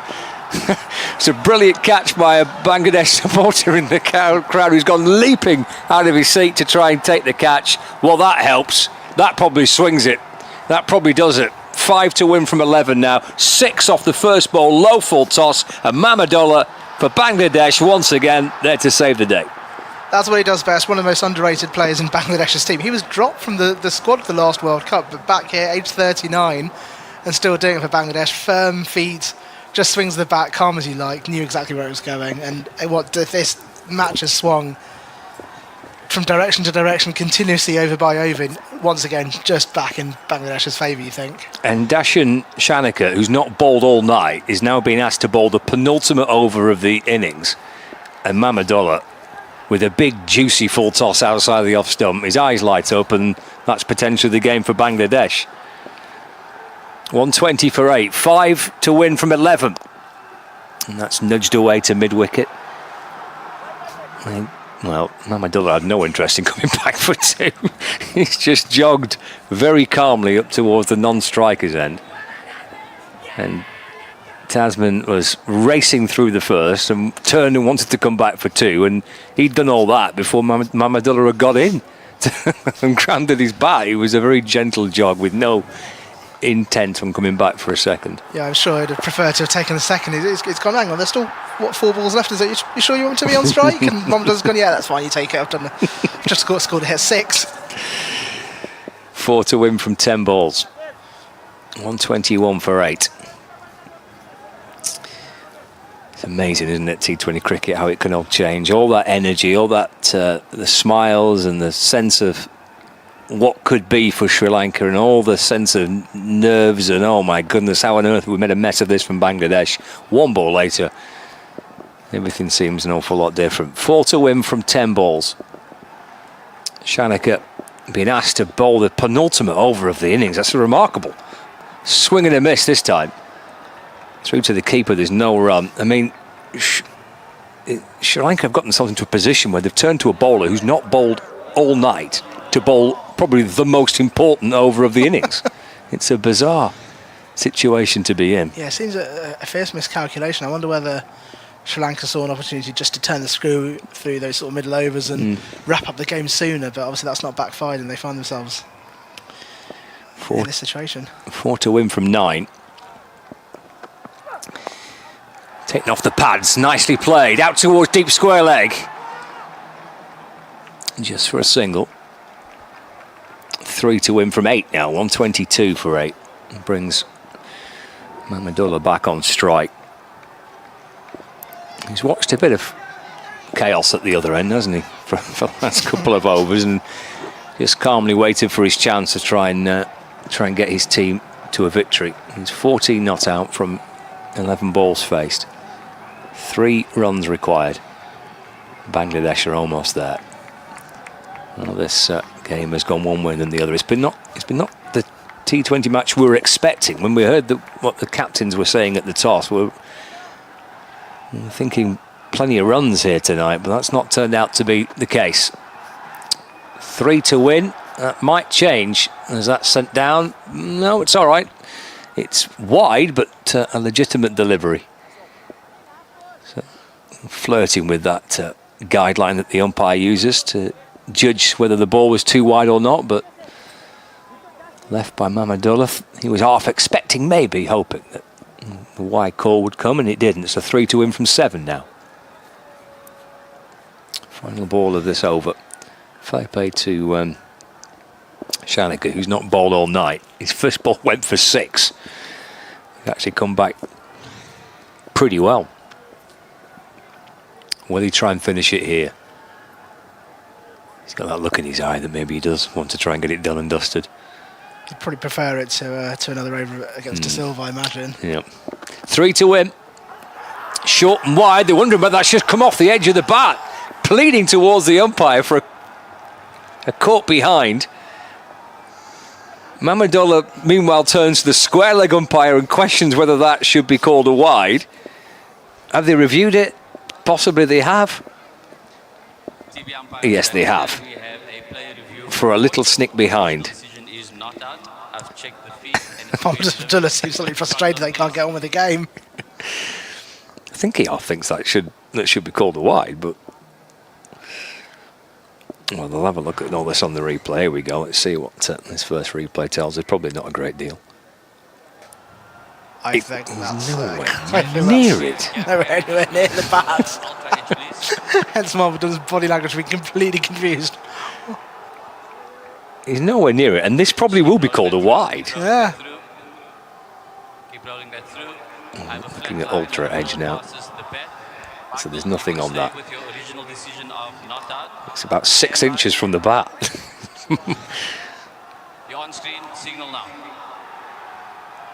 So sticking with that original decision. And yeah, wide. Well, that's backfired, hasn't it? So it's now 2 to win from 7. You could see that coming a mile off, couldn't you, really? The review would be unsuccessful, and then you'd get the wide called as well. There's a look of disbelief from Mendis, the keeper. He can't believe that. He's convinced he'd hit it. It's about 6 inches away from it. There's a look of disbelief from the face of Mahmudullah. It's like, well, why was that not called a wide to begin with? Anyway, we got there in the end. So 123 for 8, 2 to win from 7. Down the pitch. Is that enough for this, I think? He's drilled it straight to mid-off. Oh, they've gone through for 1. He's a mile out, and they'll come back for 2 with the overthrow. And that wins it. Well, I mean, it's a slightly chaotic way to end what has been at times a slightly chaotic match. But Bangladesh have won the game. Having gone through for the single from that shot, punch to mid-off, the pick up and throw allowed them to come back for a second. They've won the match by 2 wickets. It's a little bit of a chaotic end to the match with the unsuccessful review and then the wide and then the overthrow. But Bangladesh have won. They've won by 2 wickets. Well, when is there a Bangladesh-Sri Lanka match without a bit of chaos and a bit of drama? In the end, a game really won by the bowlers. Phenomenal by Bangladesh to restrict Sri Lanka to 125. It looked like it would be an easy target, but perhaps Dallas and perhaps Texas was always meant to be a low-scoring killer. And in the end, Bangladesh made it look very difficult. Sri Lanka bowled particularly well, and I think it was just a blitz from Hridoy through the middle overs. Those 3 sixes in a row that swung the game a bit in Bangladesh's favour. Sri Lanka did well to stay in the game. Those 2 wickets looked like it might swing it back in their favour, but in the end, Mahmudullah, his experience, his calmness just showing. And Bangladesh, they've won the game, but they'll still have questions about their top order and how much they leave the middle order to do. So, campaign's off to a winning start. Disappointing for Sri Lanka to lose 2-2. Their campaign potentially on the ropes. Yeah, that's true, yeah. But for Bangladesh, winning start to another World Cup. And I don't know. I mean, they take the fact that they've won the match, I suppose. They take the fact that there've been some good individual performances. I'm not so sure they'll take much from the way they did it, particularly. It just felt hard work. Absolutely, yeah. I mean, this is the way Bangladesh play T20 cricket, and sometimes they win more often, less often than not, if I'm honest. And I think the question will be, what do they do about their opening combination? Because the out-of-form batters remain out of form. Litton, he looked scrappy for his 36. Shante didn't score, Sharma didn't score, Tundra didn't score at the top of the order. That's going to be a concern for Bangladesh going into the next game against South Africa, because they're going to face far more challenging batters and bowling attacks than they have today. One of the highlights, well, a couple of the highlights really, with the ball, Rishad Hasan, who bowled beautifully, young leg spinner who can bowl a good leg spinner, was seen already today. He was excellent, and then we saw some real enterprising, energetic batting, didn't we, as well, from Horrid, who came out and got a bit of energy into the innings, and he kind of got things going a bit for Bangladesh. So both with the bat and with the ball has been some real highlights, I think. Yeah, absolutely. I think Rishad Hasan will be the headline. Bangladesh as a country, domestically, internationally, has all been cynical of leg spinners. So to have a young lad come in, take 3 wickets, and show real intent with the bat, and he didn't score, but just, his body language, the way he attacked the ball, there's a real energy about this player, and I think Bangladesh will wake up this morning to the excitement of this new leg spinning talent they've discovered. And for Sri Lanka, as you say, not to be. It's been a bizarre innings for them, with Nissanka, who batted nicely at the top, making 47. Batting looked easy. We looked on for a big score, really, and then nobody else kind of in that Sri Lanka side was able to get any kind of rhythm into their batting. They kind of stumbled their way to 124 for 9. It looked nowhere near enough, and in the end it was almost enough, with Bangladesh making hard work of it. But thanks to Mahmudullah, they got over the line and were able to win the match. Victory by 2 wickets for Bangladesh. So perfect start for them. Sri Lanka played 2, lost 2. Let's get some reaction from out in Texas. Wonderful performance, Rishad. Obviously a big game. You want to start the tournament well. Tell us about the pitch and the conditions. Yeah, I think pitch condition good, so I try my best. How did you use the surface? Because you got a bit of turn and bounce today. Yeah, I just try by strength. That's why I try sleep attacking fielding. Yeah, the captain was really good in setting your field. You stayed attacking. The hat-trick ball, what were you thinking for the hat-trick ball? Hat-trick ball, I normal thinking. Captain was suffering if attack this ball. So I try my best. Big win for your team as well. How important is this going forward? Inshallah, thank you. Thank you, well done. Thank you. That's player of the match, Rishad Hasan, who we've just been speaking about, and probably thoroughly deserves it for the way that he bowled today for Bangladesh. So congratulations to Bangladesh, 2-wicket victory over Sri Lanka. Also to Afghanistan, beating New Zealand earlier today by 84 runs. Hope you've enjoyed the coverage across the BBC and the 5 Sports Extra. Your next live cricket will be later on tonight at 5:30 p.m. start UK time. I'm trying to get myself around the fact that it's 5 in the morning. I'm getting confused as to what day we're on. So 5:30 p.m. tonight is England against Australia. It's a great game to look forward to. That's your next live cricket here on 5 Sports Extra. From the whole team, enjoy the rest of your day.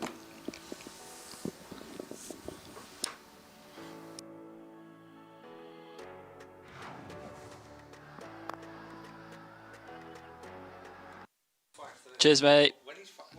What day is that?